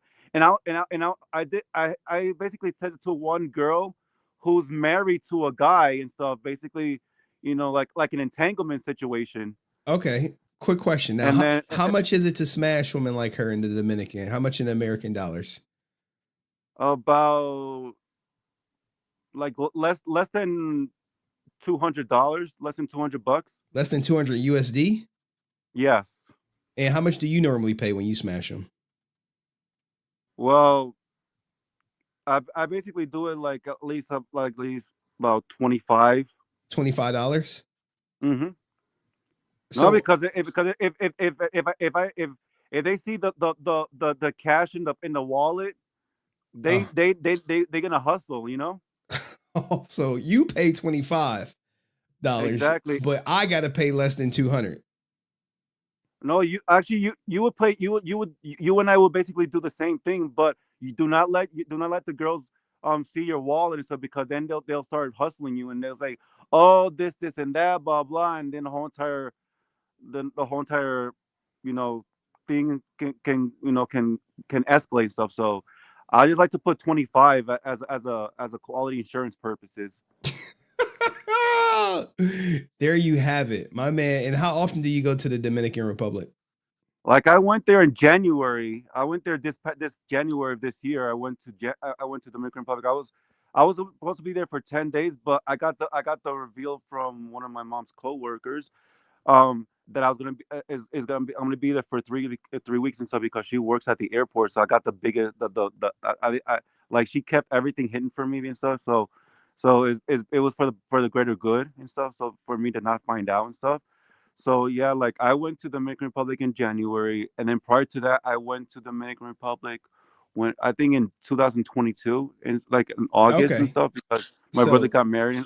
$25 is the going rate for her. I, yeah, I would be like you have to go to a place where it's where no one can hear you, fucking and stuff, Okay. because you have there's some places where there's places where they have soundproof walls, and it's like in a clandestine area and stuff, so no neighbors can hear you clapping cheeks or getting your cheeks claps and stuff. Okay. All right. Well, look, man, Moses is giving y'all some real game. Now, Francis said that woman's is not 200, she's 50. Moses said $25 max. It's 25. I you know how many times I've been to the Dominican Republic? He said it's 25. I've been there. Go ahead, talk your shit. I've done it for 25. I've done it for 25, but people start to become like more like a dumbass, basically falling for a trap. Getting hustled and stuff, and I'm not the person to be hustled. Hey, I don't. I'm a hood, and game recognizes game. And when it comes to going to in Dominican Republic and stuff, Let him you cook. you gotta be hood over hood. Like hide your money out, right? Yo, Moses is giving y'all some straight game right here, but half these ninjas is never gonna go to the Dominican Republic, and half these ninjas is not gonna be cool with giving a woman money for some box. So, but thank you, Moses, for sharing this little tidbit. And any final words, per se? Oh, I'm gonna say both in English and in Spanish and stuff. I want to wish everybody in the resilient stream in the community a happy, blessed New Year, and may the Lord bless you with everything, and complete your New Year's resolution and stuff. So I'm gonna say it in Spanish. A toda la comunidad de Henry Resilient, yo le deseo un feliz, próspero año nuevo, muchas bendiciones, salud, y que cumplan todo lo que quieran cumplir durante el año 2025. All right, man. Gracias. Thank you, Moses. Stay resilient. Stay resilient. All right, guys. That was everyone who wanted to talk about the new year. I appreciate y'all, and that's going to be a clip for the members. Y'all are making me talk to this person. Hold on, let's give him a proper intro. This grinds my gears. What Brent clip do y'all want? Spam in the chat what Brent clip y'all want. We have so many. Do you want I only want P, I don't want no problems. What's this one? Hey, Henry going after a cool, calm, collected guy who's just trying his best. Oh, That's my favorite one. Cause I was not about to when everything was popping off with the Plank Walkers revolution, I was like, I ain't saying shit. France was like, don't say anything, Henry. Don't. I was like, all right, I'm gonna let that shit slide. I'll let it slide. But Brent, hold on, spam it. Brent came up, he was like, nah. He smelled blood in the water. He smelled April leaving in the water. He was like, oh, that shit was Christmas for him. That was Christmas for Brent. He was like, oh, April leaving? Yeah. No one spammed the clip. Okay. All right. I guess dealer's choice. Dealer's choice. All right. Guys, Brent Pham has been voted the top drama or top story for 2024. And he's actually about to send us off on the very last stream of 2024. Your intellect is as weak as your dollar. Failure is your destiny. You disrespect yourself and your nation. You are made of stupid. All right, let's bring up Brent Pham.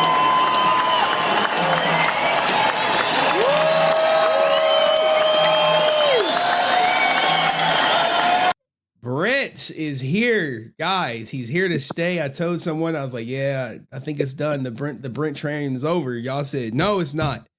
How are you, Brent? Good. Why would it be over? That'd be so sad. Well, we were trying to phase you out, but you like a cockroach, man. You just won't die. You won't go away. So it looks like you're here to stay. He like for here. What was your top story this year on the channel? What do you think the top story of the channel was that did not involve you per se? Ooh, of the year. Ooh, that's a tough one. That didn't involve me. I mean, that's. I only think about me. I only think about me. That's right. You know. No, but in all seriousness, I would say. I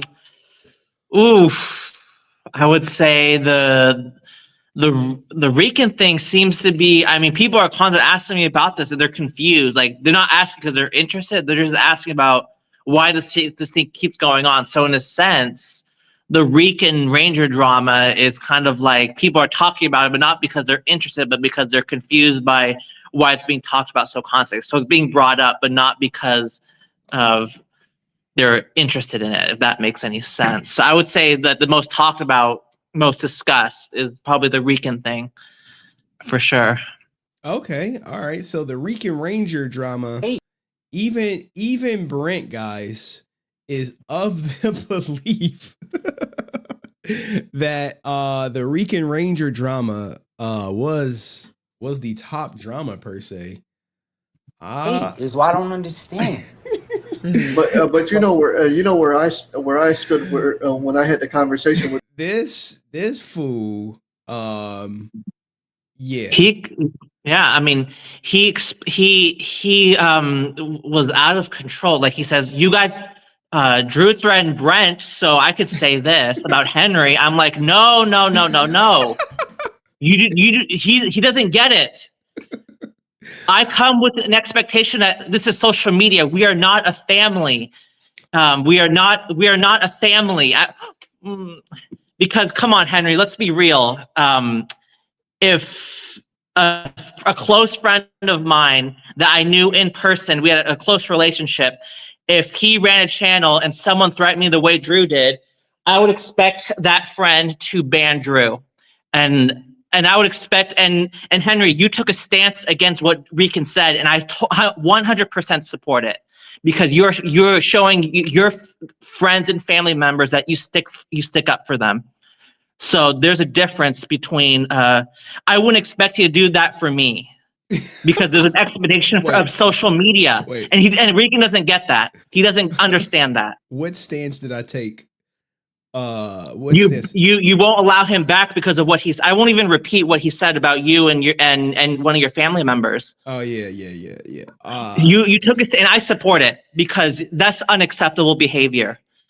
But would I expect you to take that stance if it was me instead of that family member? No, because this is social media, and you take different positions based on the relationship that you have with family members. I don't know. Let's see. If he would have came on and said he wanted to really hurt you and take pictures of your living quarters and your family members, I would like to think I'd be like, no, you're not coming back. I would like to think that. I would make that decision. But I don't expect that. The thing is, like, Rican doesn't understand. I don't expect that from people. I have a thick enough skin to understand that if people threaten me, it's a little different with Henry versus if it was a close family member or even close friend that I met in person. But he doesn't understand that. experience and And how he I went seems about this situation. But he's a great animator, and I was trying to get him in a situation where I was in fault. Hold on. This is the video of Rican, just a snippet of a crash out of Rican's crash out. River. Right. Per se. Like right. when this guy talks, I don't know if he's like listening to himself. Money and need to learn how to and how I went about this situation. But he's a great animator, and I was trying to get him in a situation where I was in Fall River, about to put something together for Hasbro, whose headquarters is in Pawtucket, Rhode Island. What did you think when he was saying he was using the guy's work, talking about he was going to get him a job? I never got your opinion on that. Like, because you were in this. He's equating legality and patents with moral, just basic moral, artistic integrity. Did the guy have a patent? Is it trademarked or whatever? No, it was just no. But it's his idea. Like as an artist, artistic integrity standpoint of view, what he did was wrong. But he's arguing the legal side of it. He didn't have it legally where he owns it. Right. So Regan felt somewhat entitled to take it, and people could argue, yeah, that guy wasn't legally didn't own it, but it's kind of like when someone makes something, you just take it from them, even if they legally don't own it. It's kind of like as an artist, as someone who's pursuing some sort of art, for him to do that is morally wrong. That's the point. It's morally wrong. Like he could argue that he didn't have this paperwork, blah blah blah blah blah. But from an artistic point of view, what Rican did was morally wrong, and that's my position on it. He could argue the legality of it, but morally, it's wrong for someone to steal someone's artwork and then present it as your own, no matter how easy it was to make it. Right. Right. Now, the crazy thing is, guys, I just realized my main channel stream was on set to private and not public. All right, but it's all good. Anywho, you have grown quite the following on this channel to be voted the biggest story. Now, in terms of you and yourself and the quote unquote content you contributed, what would you say was the highlight story? And while you think about that, let me acknowledge Dust saying, moral of the story, don't mess with Henry Resilient, Dust Productions, or the Resilient Army. That's a truthful statement, man.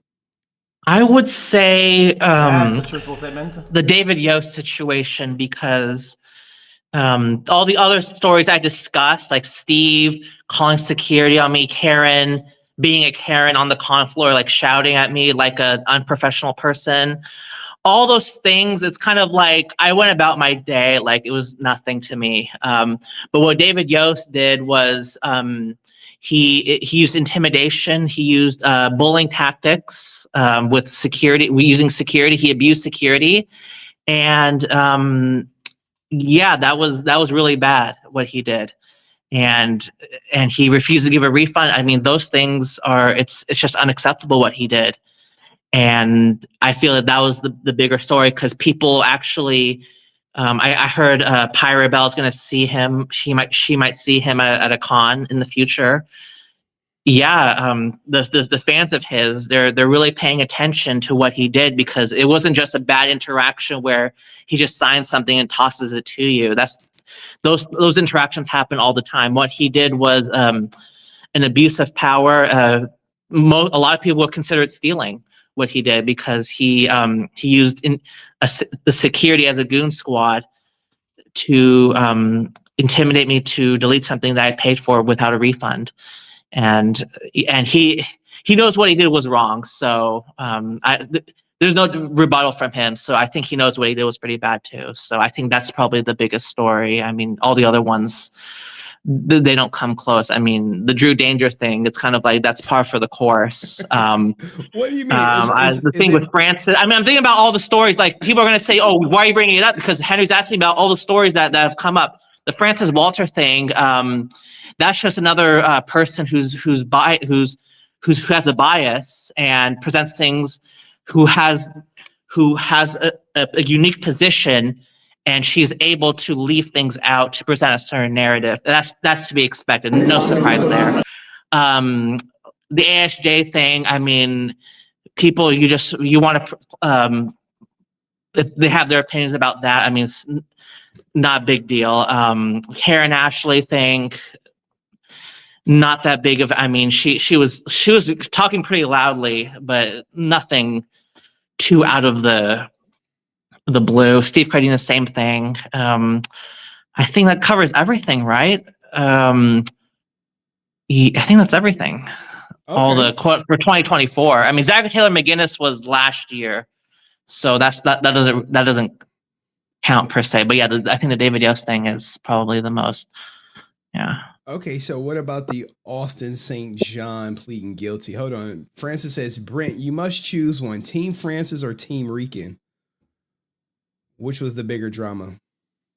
The bigger drama that caused more. The Rican Ranger drama is much more big because it's still going on, right? You guys they're still going back and forth, right? So,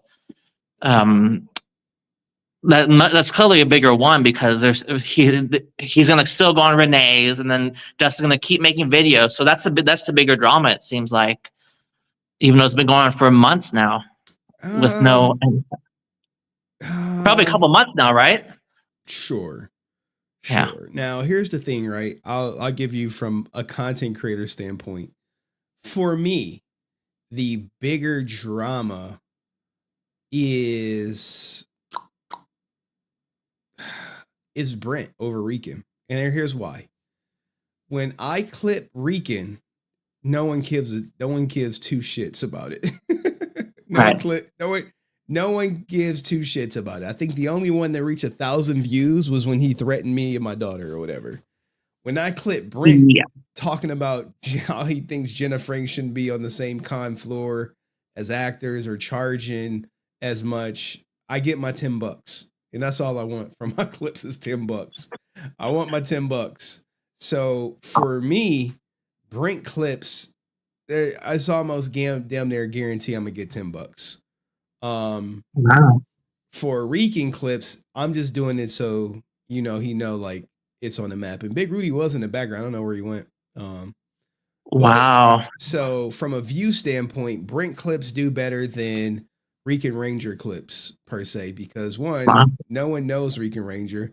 Two, he just keeps saying the same shit he's been saying like over and over and over again. Dust is an asshole. TJ's making memes. People need to come talk to him. Like, ain't nobody talking to him. He done talked about everything except for what I'm most interested in him talking about is the stepsister prawn he wanted to watch with April.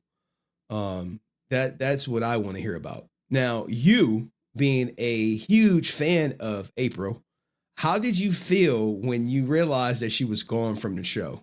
Because I know that was like your nemesis for easily a year. Because wouldn't she like time you out every now and then and let you know who's boss and all that good stuff?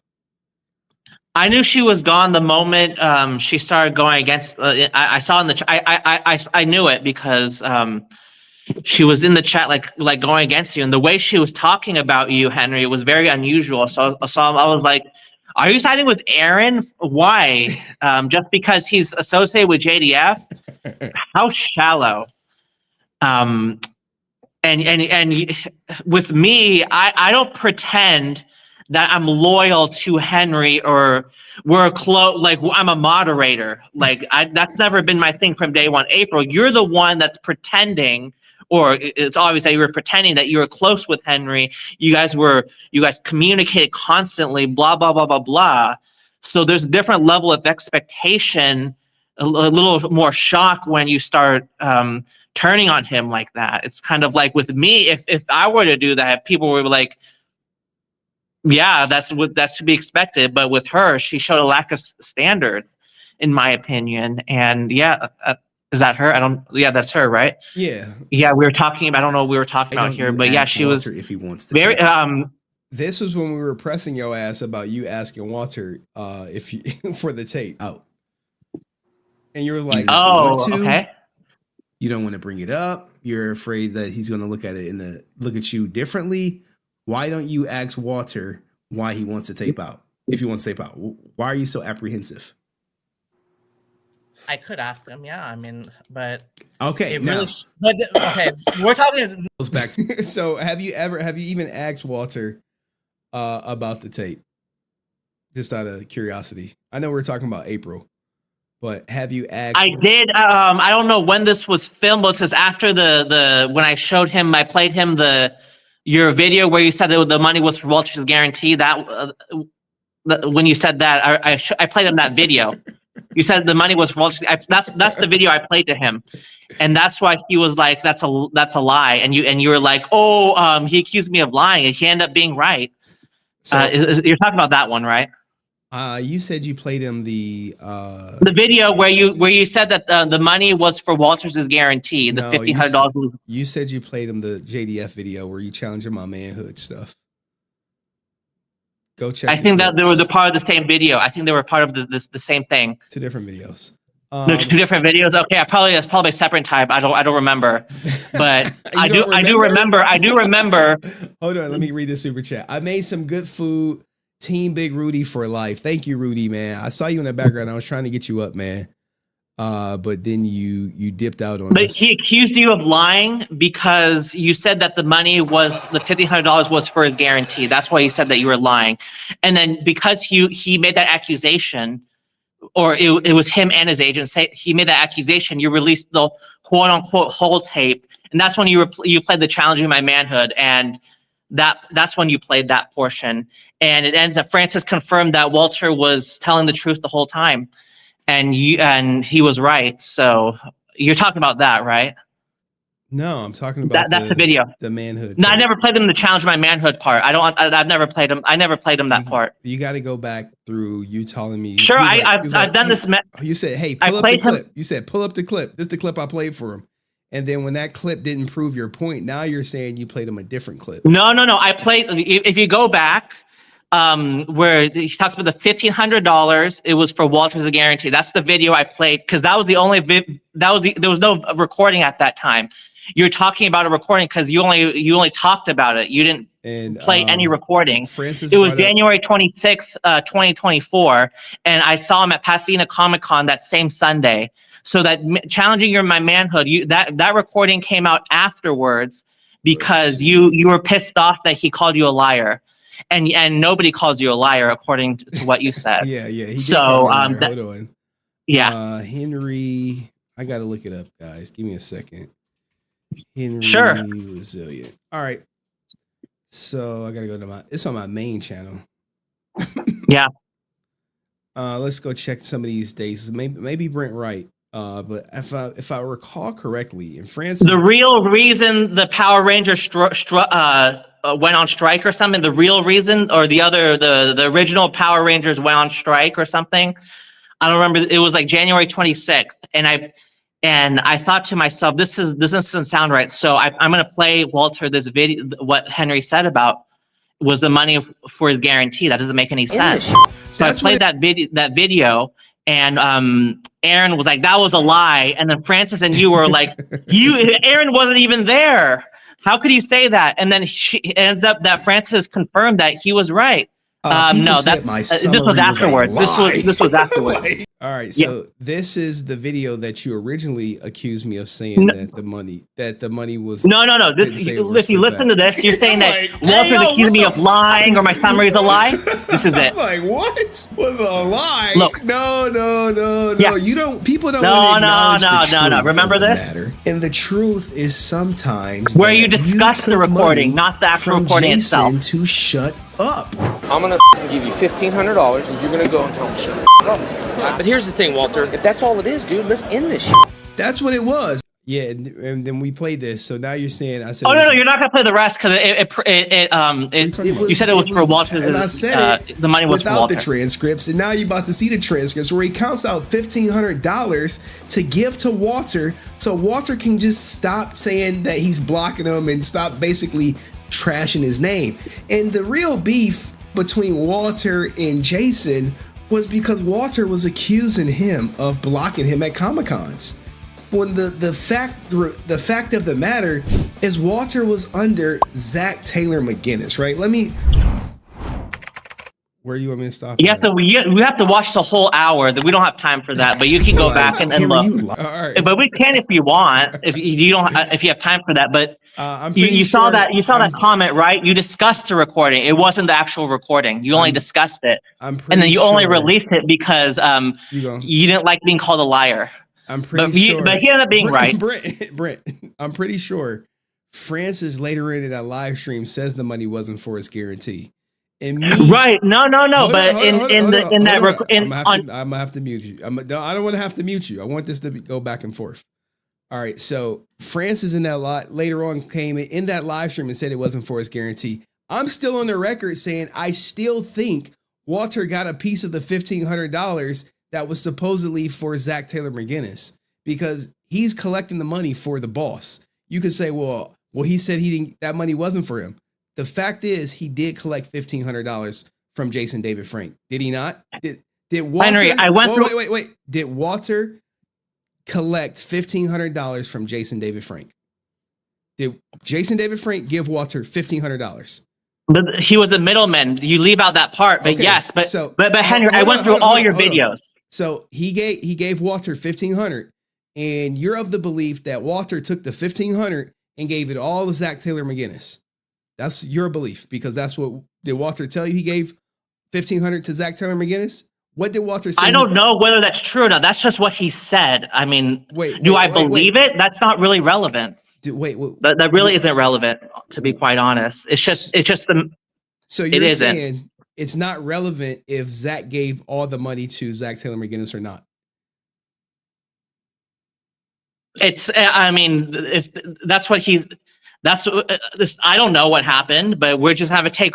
Francis believes that the money was for Zach. You seem to believe on January 26th of 2024, in that video, you said that the money was for Walter's guarantee. You said that flat out, and I have the exact quote. Yeah, so I'm already prepared for this, Henry. You don't need to. Francis came later in the stream and said no. She said, "Hey, it wasn't for his guarantee." That's also in there. But the clip you played. No. That's not in there? It's not in the January 26th video. The real reason I have it's in the Renee the transcript. That's why there's so many people that are against her and that are quote unquote the family or whatever. It's because the quotes don't lie. So you're telling me you watched the whole live stream and Francis never comes up and says, "Hey, that money was not for Walter Jones's guarantee. It was for Zach Taylor McGinnis." In January 26th, she never says that. Never. I'm 100% certain. And she comes up that day? So, Francis, you got to find She comes up that day. I'm 100% certain. Go watch the whole hour and a half. Unlike her, I provide the whole video. Okay. All right. So Brent is saying, Francis, Henry, please play it. You have to find it. I'm not about to go through an hour of footage. But Brent, I could send you the link, Henry, and you could watch the whole hour. You could watch it on replay, and you won't find the word Zachary Taylor McGinnis even mentioned. It's not even mentioned until I bring it up in February when we talk about Amy Jo Johnson and Ray Reality is in the live stream. The thought of Zachary Taylor McGinnis is not even mentioned until I bring up the name Zachary Taylor McGinnis. And you know how I know this is because it's all in the Renee, the timestamps. So I already looked through everything. So I could send you it all, but you just ignore it. I already sent it to you, Henry. I'm pretty sure you did. I just looked at that shit and was like, dude, I don't care. But it is what it is. Francis said she's 100% certain she did. And she's saying Jason. When? January 26th? I don't know. 2024. It was like the real reason the original Mighty Morphin Power Rangers walked off the show or something. All right. She's probably gonna find the clip, but she says I told her in that live stream it wasn't for his guarantee. All right, so you're saying me saying it was for his guarantee hurt him. He said it was a lie, and even Aaron said it was a lie when he heard it. And you guys said that Aaron wasn't even there. He was a graphic designer. And Francis would confirm that he was a graphic designer in 2014 or whatever, because I don't pull that out of my rear end. That came from somewhere. That's what she said. He was a graphic designer, so therefore, what are we supposed to conclude from that? That he can't call it a lie, but yet Henry, none of us were there. We can make conclusions. Hey, that's my conclusion. I still think a piece of that money went to Walter Jones. I'll stand on that shit. He could press me about it. I still think some of that 1,500 went to Walter. But Francis said that it was for Zach. So I mean, if you owe me money, right, and I send someone to collect it, you don't think you're gonna get a piece of it? You think it's just gonna be like, oh well, thank you for being the middleman? Why? I don't know. If it's just if let's say Zach Taylor McGinnis and J7 Frank had a business relationship and JDF owed him, I don't know if that's true or not, but let's say that's what the understanding is. I thought the 1,500 was for him to shut up, stop talking shit about him. And then according to what we know now, we're speaking in hindsight, because what we know now, the money was for Zach, and probably because Zach believed that JDF owed him money for a previous engagement that they had. Because I'm assuming that Zach did some business with JDF. I don't know the details of that, but that's probably what happened. So, or was the money was for Zach. I don't. But yeah, that was one of the dramas that we discussed, and I'm sure that people are going to be in there, get over it. But when we're talking about a history of the quote unquote Brent drama, that was one of them. So, and it was quite intensive, but none of it compares to, I thought the Hector David Jr. thing would blow up, but apparently if the victim doesn't take it seriously, then it's kind of like, maybe he wasn't quote unquote damaged, or like there wasn't any injuries. It wasn't. So maybe they just want to throw it under the rug.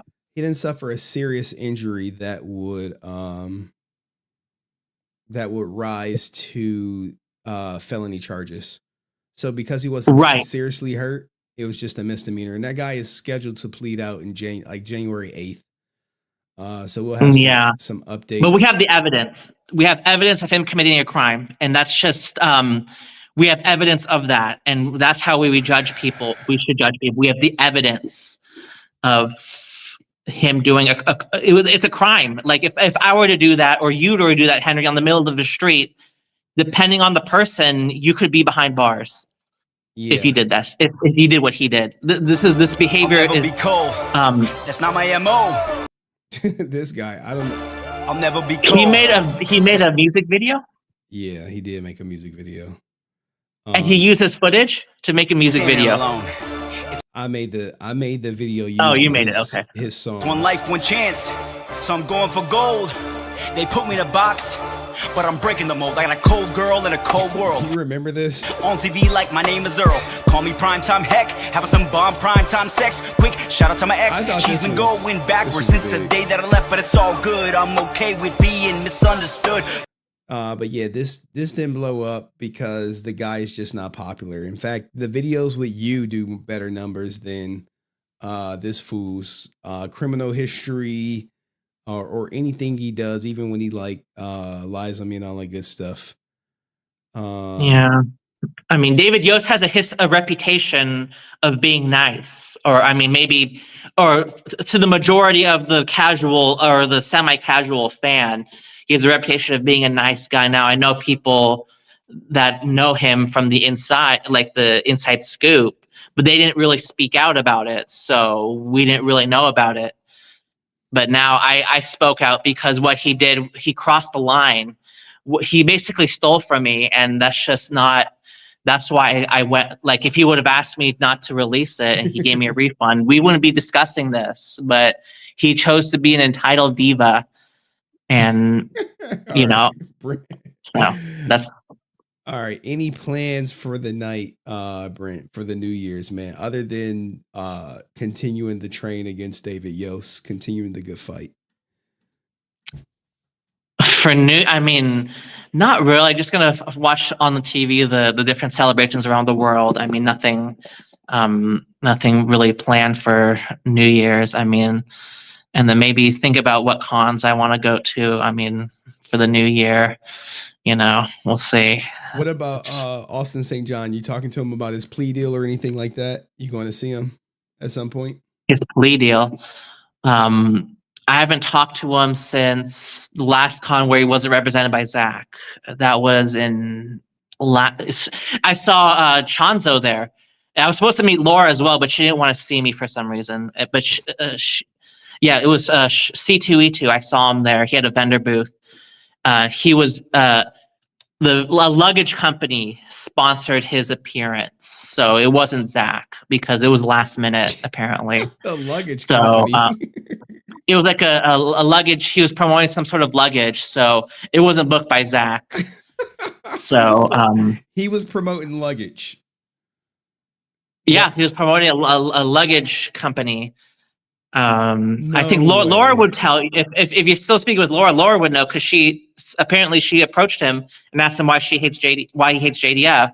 That same booth. Yeah, he was promoting a luggage brand. And I came last minute, and yeah, I talked to him. But yeah, the plea deal thing. I mean, people do plea deals all the time, and there's no evidence. Unfortunately, fortunately or unfortunately, depending on how you view it. And I am very supportive. If there was evidence, I'm very supportive of him being behind bars because no celebrity should be exempt from defrauding the government like that. Wesley Snipes went to trial. He was forced to go to trial, and there was evidence found against him, and he went to prison for 15 years. So it's not like it's just because you're a celebrity does not mean there's. I think if anything, they try to make an example of you to show that you're not biased. Like Wesley Snipes, big name, a much bigger name than Austin St. John. Let's get this straight. Austin St. John took a plea deal when they had no evidence against him, right? Is that what that's what we're saying? Where is the evidence? If they had evidence on him, he would have been I believe that he would have been convicted and he would be behind bars. You don't think they offered him a plea deal because he was innocent? You think there's like, oh, we got another innocent person? They don't. They offered a plea deal because they don't have evidence. They don't have inconclusive evidence, but there's just enough suspicion. I mean, we don't know. And at the end of the day, I mean, if there was evidence, I would 100% support him going behind bars. If there's evidence of him actually intentionally defrauding the government, but there's no evidence of that, and that's just the reality of it. And he took a plea deal. So they're about to put an innocent man in jail, or potentially. Well, we don't know if he's innocent or guilty, but he did plead guilty. He did plead guilty. He took a plea deal, of course. But people take plea deals for many different reasons. To save on attorney's fees. I'm sure Kevin Spacey would have loved to take a plea deal, but apparently they thought we've got him. We have enough on him, and he went through the UK court's very strict legal system, and he got his day in court and was found not guilty. And he's broke, so it's a risk that Austin didn't want to take. Okay, so in his plea deal, he had to name Cord Newman as a co-conspirator. Is he lying on his friend that he co-conspirated with to defraud the government? You don't remember that, or you wasn't following that? Yeah, he had the quote unquote snitch on his friend or whoever. So he's lying on his friend, right? Is that what we're doing? Is he lying on his friend Cord Newman? Is he lying on him? Like saying that Corey did it? I mean, it's in exchange for the plea deal. I mean, again, Henry, we don't have the evidence for Austin St. John doing it.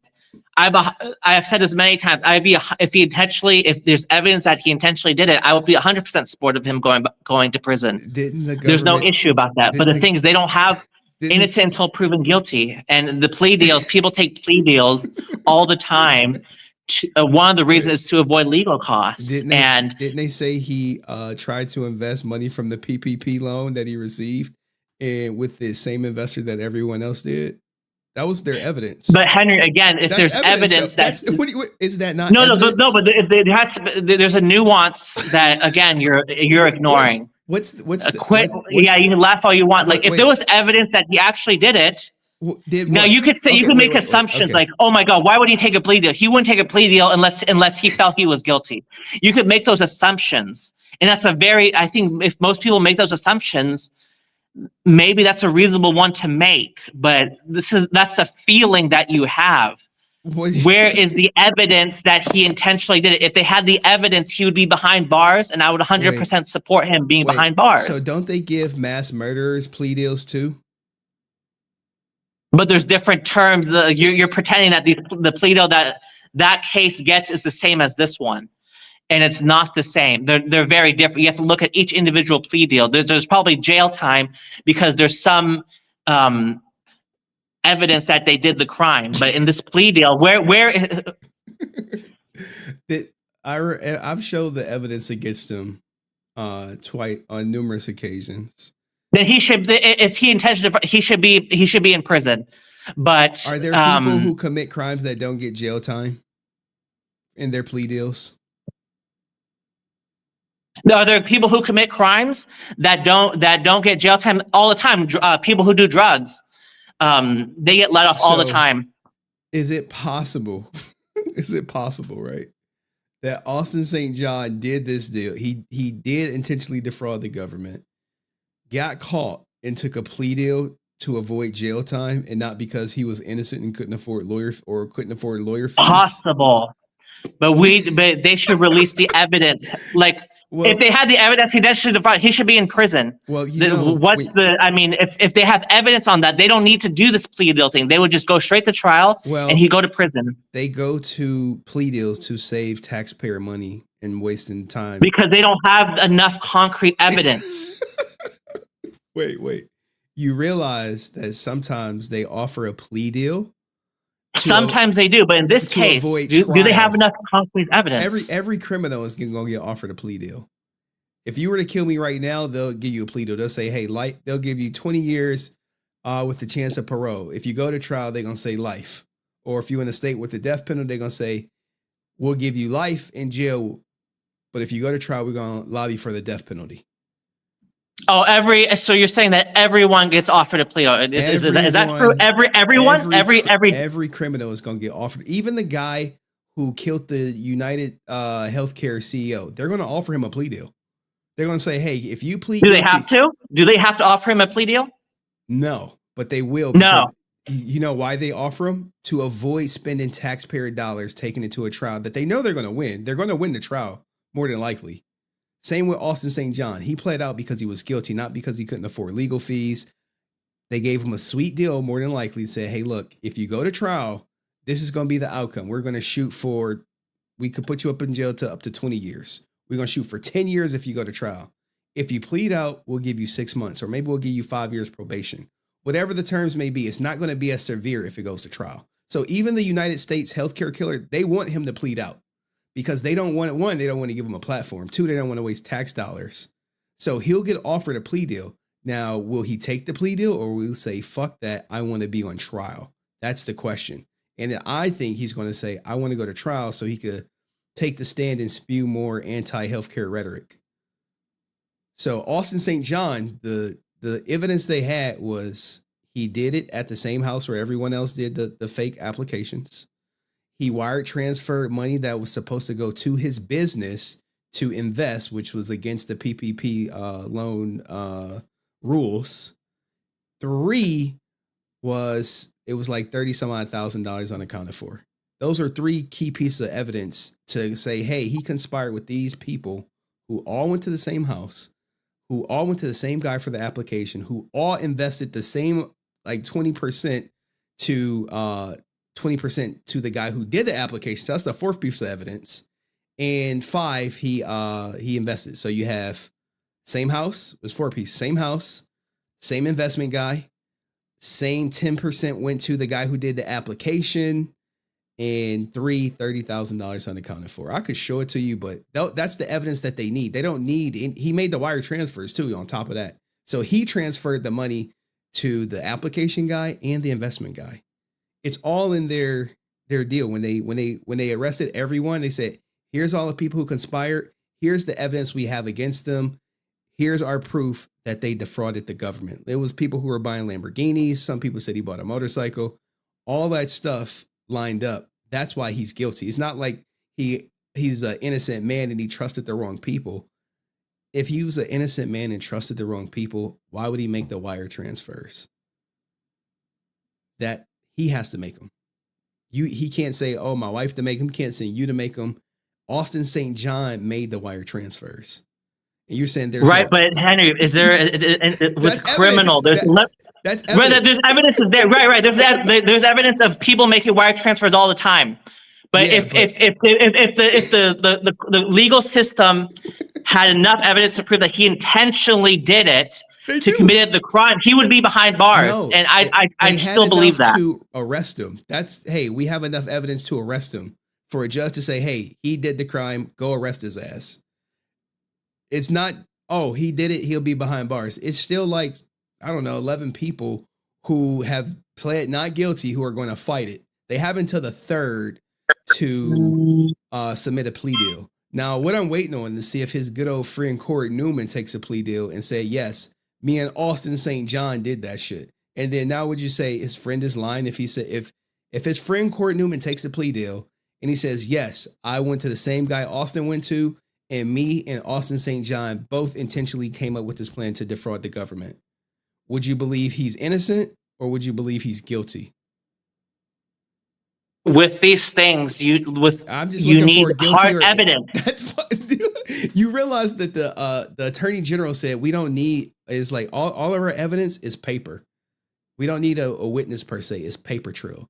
He got the 230,000. He invested 170. He sent. But Henry, that's this is not even the biggest issue. But I know you're biased against us, so we have to. I'm willing to do that. So that's the evidence. That's the evidence. You're like, what piece of evidence? But the thing is, if that's enough evidence, he should be in. He should. There shouldn't be any plea deal. He should be in jail. He should be in prison. This is. You should look up and realize that why people are offered plea deals. Everyone is offered a plea deal.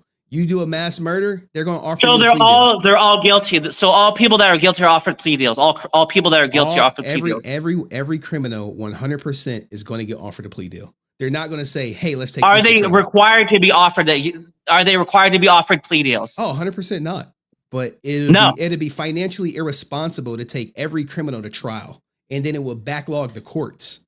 So you have So that's why they offer plea deals. Hey, you're looking at 25 to life. If you take this plea deal, we'll give you 20 years, and you could be out in 15 and then on parole for 5. Those are the options. Once you commit the crime, you have no leverage per se. Austin St. John really don't have no leverage. So he took what they offered him, which is likely 6 months. So when you talk to him, but is that confirmed? I mean, we'll see. We'll see. Because it's con schedule, right? Because but Francis was complaining that the justice system is not fair. But with Wesley Snipes, Wesley Snipes, he probably turned down the plea deal because he thought he could beat it. Because the thing is, he in a court, he had his day in court. Kevin Spacey. If you look at Wesley Snipes, I don't know how deeply you looked into Wesley Snipes other than reporting that he was found guilty and sent to jail. If you look in Wesley Snipes, because there was evidence found. No, the thing with Wesley Snipes is he did hire an accountant, and according to his accountant, that Wesley said, "Hey, the accountant said I paid my taxes," and the evidence against him was you didn't confirm it. The checks you wrote, we never got, and you're trying to put it on your accountant, and it's your accountant's job to do your taxes, but it's your job to make sure they get paid. And he thought they would have sympathy on him, and he was wrong. And unfortunately, he ended up having to do the 15 years. I think 15 years, right? And he was welcomed back with open arms at San Diego Comic-Con. So you know why? Because people knew that his accountant took the money and ran. That's why people knew his story. So you have what happens in the court of law, and then you have the courts are only aware of what the courts are aware of. And even the court says, "Hey, we know he took your money. We understand that." but you didn't make sure you paid your taxes. And that's where we have an issue with. So, and that accountant was accountants for other people. I don't think he is anymore because he was accountants for Samuel Jackson, Steve Harvey. They all had the same accountant, but the accountant chose Wesley Snipes to, instead of taking those checks to the government, cashing them personally. So where Wesley Snipes thought, hey, I was doing good, and he wasn't. But you should look into it other than just right. And you don't give that same grace to Austin St. John because he did that shit. What are you talking about? What grace do I give him? He made the wire transfers. He got the money, and instead of paying employees, he made wire transfers to the person who did the application, who doesn't work for him, the person who invested the money, which doesn't work for him, and then you had $33,000 unaccounted for. You have you have a blind spot for Austin St. John, and you can acknowledge it. Sure. I mean, we don't have the evidence. I mean, but let's say the worst case scenario that he is found guilty. He is guilty. He was found guilty. Is he 100% guilty? Really? Yeah, okay. He pled guilty. I don't know, like what worst case scenarios he found guilty. No, he didn't. He chose not to do that. So they have the evidence that he intentionally defrauded. So why isn't he behind bars? Why isn't he behind bars then? There's something that's not being reported, because if what you're saying is true, he should be behind bars. I don't know what the issue is. Every criminal goes to jail. Not every like Hector David Jr. We have him pushing over an old man. Is he behind bars? Is he? No. It's in 4K. He did it. Do we need more evidence? He's about to take a plea deal. But there's other factors that we're taking. There are other factors. He's about to take a plea deal. He's going to take a plea deal. But the evidence was so clear, yet the resources need to be spent on that. So Hector David Jr. situation, the evidence is so clear, he's taking a plea deal. In Austin St. John situation, the evidence is not clear. Well, yeah, where's the evidence? I mean, of him intentionally defrauding the government. Where is it? The money. When you get a check for you're pointing the wire transfer, but the thing is, invest the money. You're not supposed to invest money for like retirement when you file for the PPP loan stuff. That's not how it works. The money is for payroll. It's the payroll protection program. It's for payroll, not investments, not for 10% going to the application fee. I don't know how you don't see this. Either you don't see it or you don't want to see it. It's probably the latter. If the worst case scenario, you play this game too, Henry. So two people could play this game. We're talking hypothetically speaking. Are you playing a game where you know he's guilty and you're just saying like, where's the evidence? Or do you truly believe there's no evidence against Austin St. John been presented that he defrauded the government? I'm sure there's some evidence of responsibility for 100%, but. I do feel that if it was such a slam dunk case, he would be behind bars, and there's no more discussion. He should be behind bars if there's concrete evidence that he defrauded the government, because the government they don't play games when you do that kind of stuff. So if there's a concrete evidence, then if it's a slam dunk case as you claim it to be, then there should be no plea deal or any of this stuff. He should go straight to prison. But you're not. What I suspect is that there's other factors coming into play, and we're having this discussion, even though it's not your top story. It was my drama, but I know that this is a channel. This is your channel. So with Hector David Jr., it's a slam dunk story. And he is out of jail. He is out. His plea deal is set for the 8th of January, and he likely will not go to jail despite this video being out. What would you say to that? He should be in jail. It's a slam dunk case. Is this offense if there's no damage to this guy? Apparently, there's no damages. Apparently. Is this an automatic jail sentence? It's 6 months in jail or $1,000 fine. He'll likely get fined and probably do community service. Okay, so because we all assume that that type of violence, even if there's no damage, is automatic jail, but apparently we were wrong. Unfortunately, I mean, but he's out of jail. He's not in jail. So he took the $1,000, right? No, He pled not guilty. After He pled not guilty. he pled not guilty, just like Austin St. John did, and now he has a hearing coming up to change his not guilty plea, just like Austin St. John did, and he's not in jail, just like Austin St. John is not in jail. And you're telling me that there's no evidence against Austin St. John, and this guy is free, even though this is a slam dunk case and jail time is. But you just said that it was $1,000, 6 months or $1,000. So unfortunately, he took the $1,000. He paid the $1,000, and I feel we don't know what his plea deal is. It hasn't been discussed publicly yet. It probably was discussed privately. His lawyer likely reached out to the DA and said, "My client wants a plea deal that involves no jail time."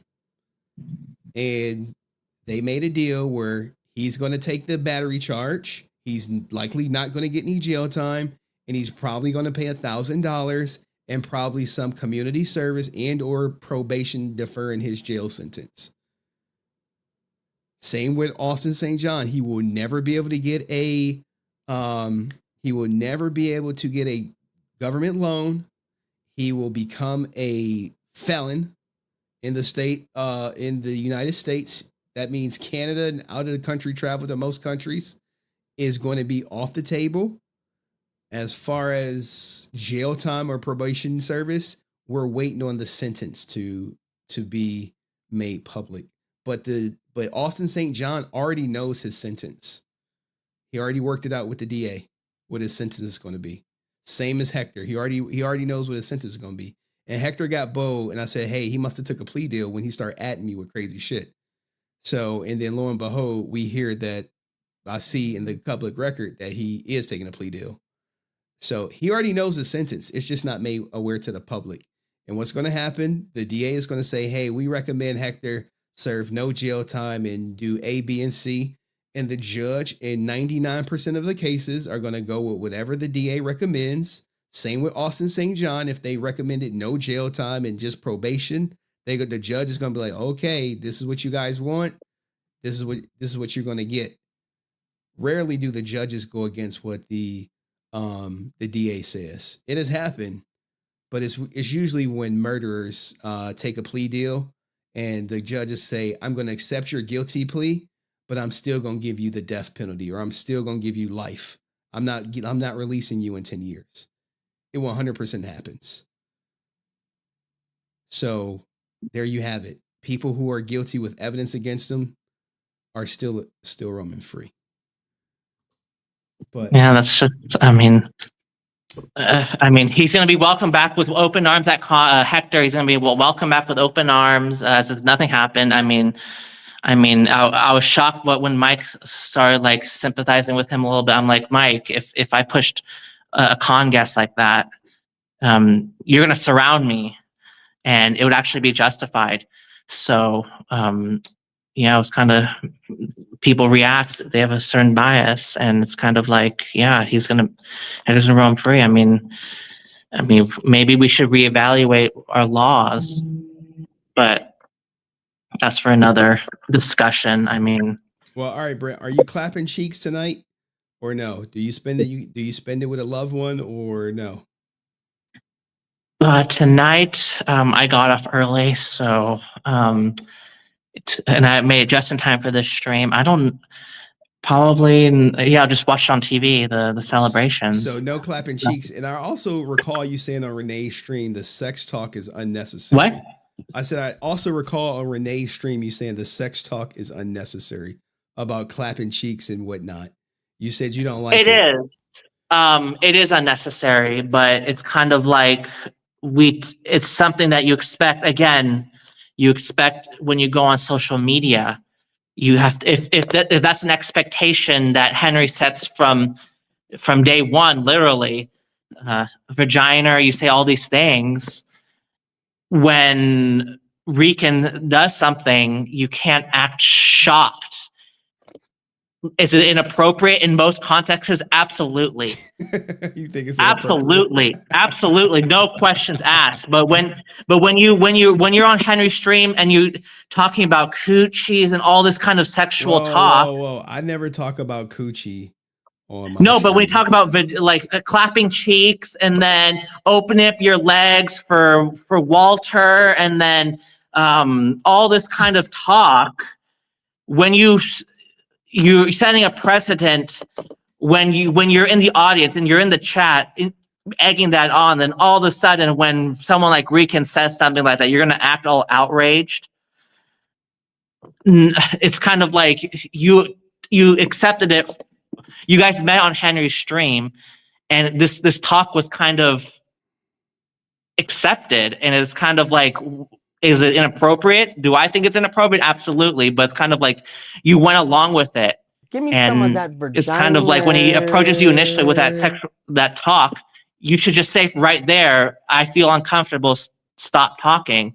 But it seems like it kept going and going and going, apparently, and it's kind of like you need to put a stop to it. If you have certain standards, you need to enforce those standards. Okay. We have a question. Someone asked, "Are you dating someone? Are you single, Brent?" I don't discuss personal stuff on social media, so I will not answer that question. So you don't date fans? Hello? Fans? Yeah, we got fans of yours. Do you date them? Is that a personal question? Like if someone's part of the family and they want to date you? It's I guess it's a quote unquote fair question, but I won't answer it. So you have every right to ask, I guess. So that any other questions, guys, y'all want Brent to answer, just type them. Would you date Francis? Would I date Francis? I don't know her. This is a social media. I would have to make that conclusion. I would have to meet her in person and get to know her at some in-person capacity. So there's a to make that assessment. There's a shot, per se. I guess you could say that. Cayenne Pepper said, "Do you like boys, girls, or both?" Oh, I've seen Cheyenne's comments on her about me on the chat. I know what she's doing. I won't answer that question either. All right. Do you like older women? Do I like older women? Yeah. Is that a question? It's on the screen. Like it's in the chat. Okay. I mean, I like all women, older, younger. It doesn't. I mean, women of all types they contribute. I feel like men and women, they coexist in our society, and we all contribute in our own ways. Okay. They were talking romantically. Like romantically, do you like older women? I've never an older woman. Yeah. Romantically, I'm not going to answer that question. Okay. Would you date David Yost? That's a question. That's a fucking question. It's on the I screen. would never be. I would not be even friendly with him. So I guess that answer to that is no. Before the incident, would you have dated David Yost? No. Okay. Are you equal opportunity? Equal opportunity for dating? Oh, I'm not going to answer that. Are hot dogs American tacos? I swear this is meme God's question. Oh, God. Do these people think I'm dumb? I'm not answering that question. Okay. He's not gonna ask, are hot dogs American tacos? Which Ranger would you like to date?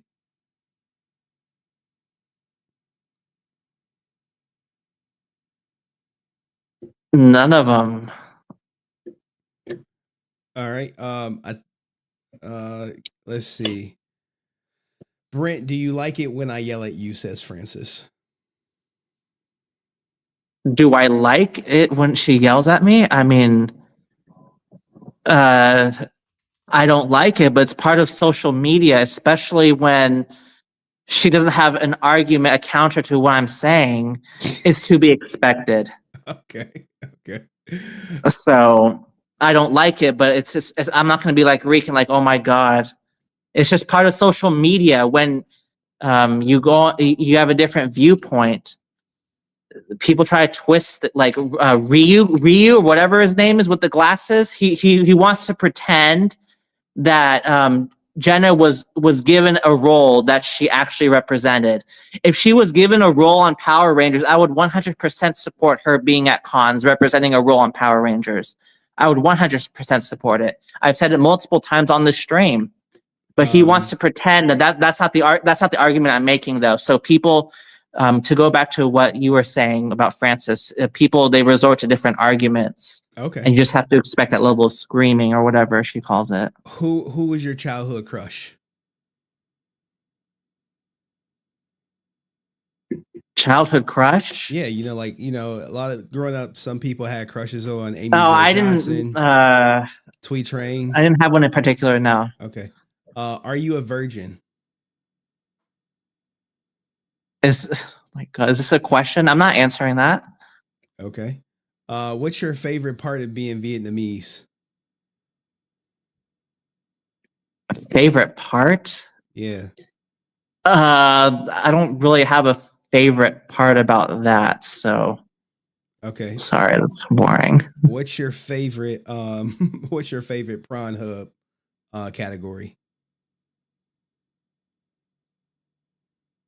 No, I'm not answering that either. I had to think about it. Okay.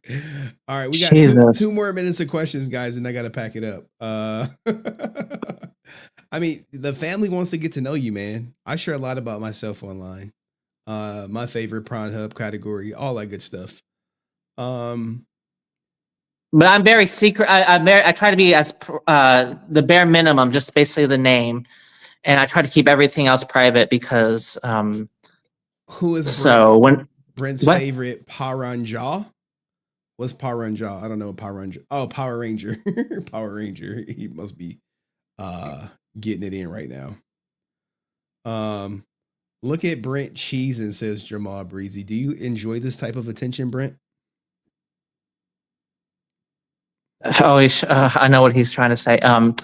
But do I enjoy it? Yeah, I go on channels like Henry. I go on social media to talk about certain as entertainment, partly, and then to have my voice, my opinions discussed. Okay. But you're trying to make it sound like I'm like an attention whore, like pretending that what I'm doing is somehow different than what Francis or from what Dust does. But in reality, we're all looking to have our voices heard, and we view this as entertainment, because if we didn't like it, we would come off. We would not show up again. And that's what has happened in the past with many other people. So okay, I hope that answers his question. Do you like pho?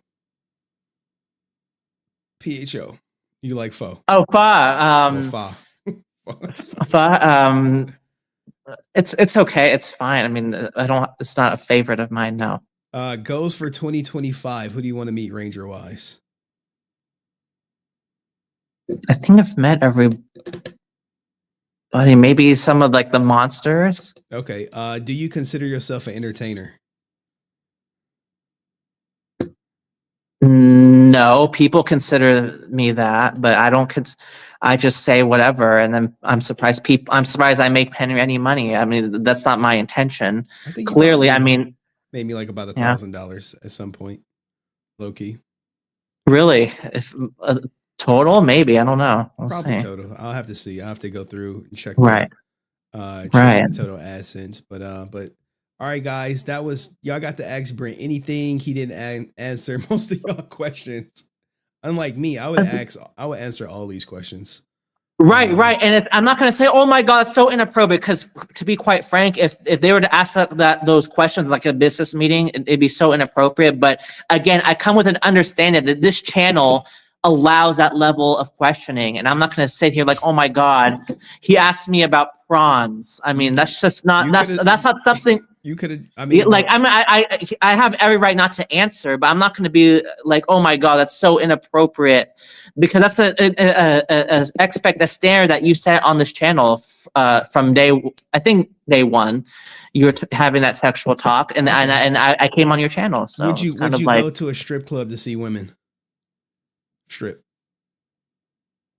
Was a real question. I'm not going to answer that, but he's not answering no questions, guys. No questions. And he wouldn't answer if he would date David Yost before the thing or whatever. In an argument, are you Team Francis or Team Rican? He said Team Rican. All right. Well, Pedro Batista said we love Brent or whatever. So. Oh, he loves me. Oh, that's he loved the argument that I make. I mean, a lot of people hate me now because of what I said about Jenna Frank, but that's fine. I mean, they're not really not one person has addressed what I actually argued, but that's okay. I mean, that's just part of going on social media. Lap dance or table dance? Last questions, guys. Last questions. 5 o'clock. I'm supposed to be out of here. I gotta be somewhere in about an hour and 15 minutes. All right. Oh God. Dork Talk should learn this from Brent from not answering questions. So oh, he's talking about nerd talk. Okay, all right. What if you're missing out on the love of your life because you didn't answer these questions, Brent? You ever think about that? That's just okay. I mean, so what? You can say that about many different things. Okay. Like if, so what? if I didn't go to a con, or if I didn't do this. I mean, what are we gonna? What if? And you can't live like that. So, would you date Jenna Frank? Based on what I've most likely no.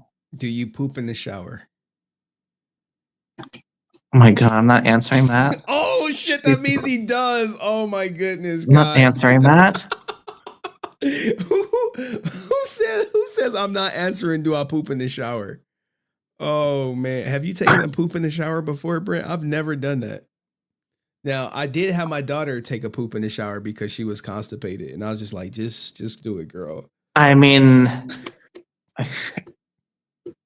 this was back when Power Rangers was popular. That's the last time I do remember that. But I was in the process of transitioning from diapers. So no, I don't know about that. All right, guys.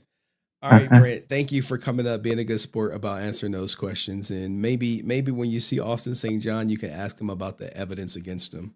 All right. Peace, love. Sure. Be safe. All right, everybody. That was Brent Pham. That was over an hour longer than I wanted to talk to that ninja, but we got it done. We got it done. It was a great stream.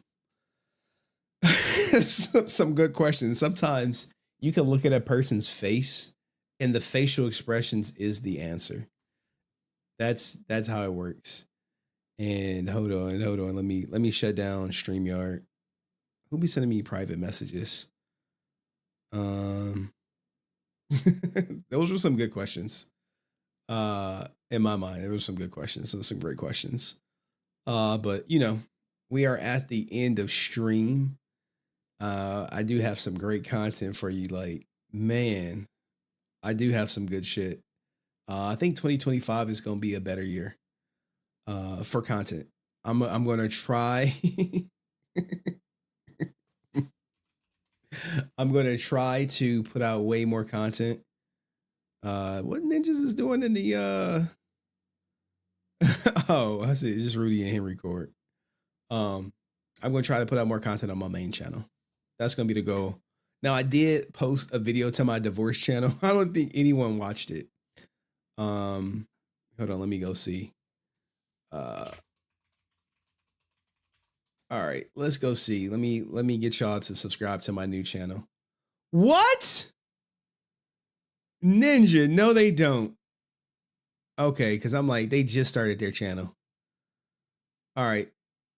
So here is my new channel, guys. Do me a favor. Go subscribe to this joint. Go subscribe. I want to get this channel monetized. It's called The Resilient Father. All right. This is going to be the channel that we designate for all all divorce talk. The clip is already up. Only person viewed it was me. Let me like it. But this is gonna be the channel where I talk about divorce. Breaking news, where I talk about divorce topics and all that good stuff. Because I realize, you know, like as much as I would love to put that stuff on the Clips channel, y'all ain't the audience for that. For the most part, y'all be like, marriage. Look, we got people coming up. They don't even want to answer if they virgins or not.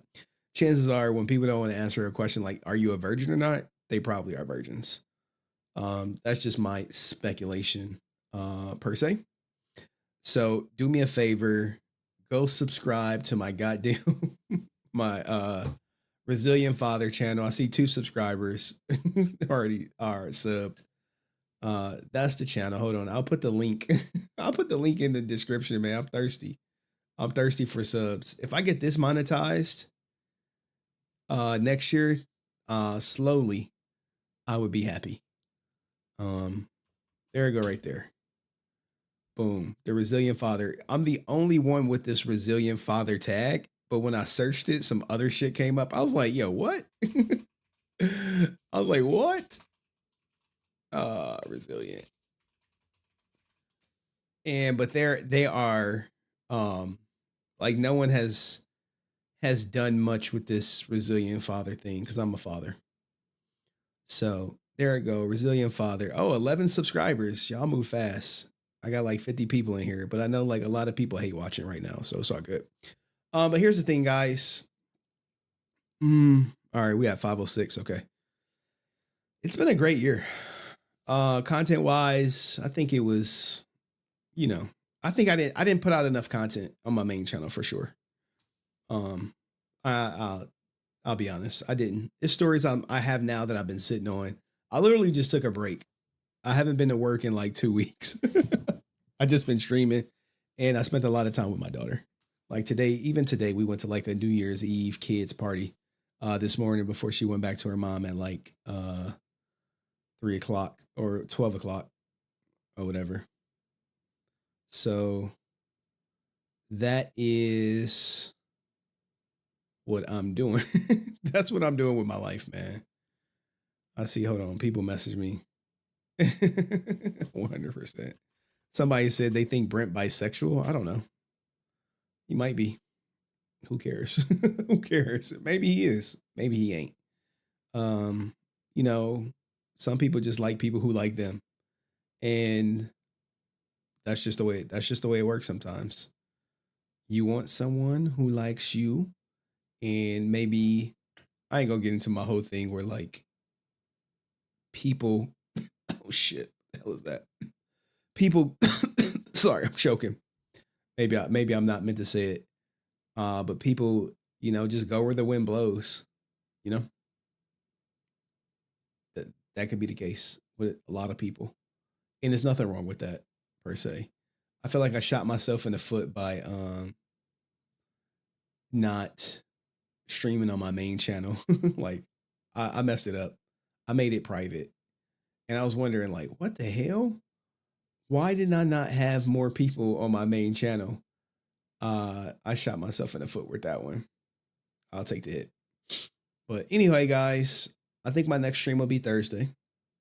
We'll definitely start off doing some Power Ranger content. My sister did give me a new sign for my background. I think I'm gonna put it up like right there. It said like the Henry Resilient Show. But I think this year was good overall. Like I think in my next stream, we can go through everything and talk about it. Like there was some missed opportunities where I could have did the top memes, the top sound bites, the top this, the top that to bring out the year, but I didn't. But we got next year to do it. So with that being said, thank you everybody for supporting me for over the years. Hopefully y'all continue to support me. Thank you to all my hate watchers. I appreciate your support too. The silent hate does go far. And just everyone was good. I don't think we had no crazy moments per se. We had Rican crash out. We had him crash out, and that's still a dub on my end. Rican crashing out is a dub for me. I know he's going to continue to crash out, but thank you guys truly from the bottom of my heart. Thank you for everyone who donated over the years. Thank you for everyone who liked the stream. Thank you for all the people who motivated me to stream when I didn't want to stream. Thank you to Degenerate for all the edits, TJ Lawrence, Dust, Answer06, Matt Fisher. We had a lot of new members to the Resilient Army in 2024, and I'm hoping to add many more next year. So with that being said, Happy New Year, Happy New Year. Please be safe. I'm gonna be safe. I'm not driving tonight. I'm literally about to end the stream, crack a beer. Maybe not crack a beer. When I get to my destination, crack a beer. But I got a designated driver for this evening, and I will see y'all Thursday. I'll probably be up late night. If you see me in Discord, that means the other person is asleep, but you probably won't. You probably won't. You know what I'm saying? But it's good. I think everything is going to be good for all of y'all. More success, more of y'all dreams hopefully coming true. More production for the streams. Love you too, Mark. He's like, yo, love you, man. Hey, man, love you too, bro. Shut up, love of my life. Well, sorry. Love of my life. That was next to the button, man. But man, I think we had a great year, guys. I think we had a great year, and I hope to see you all for the next year. All right. Peace, love, and we'll see what 2025 has in store for us. Goodbye.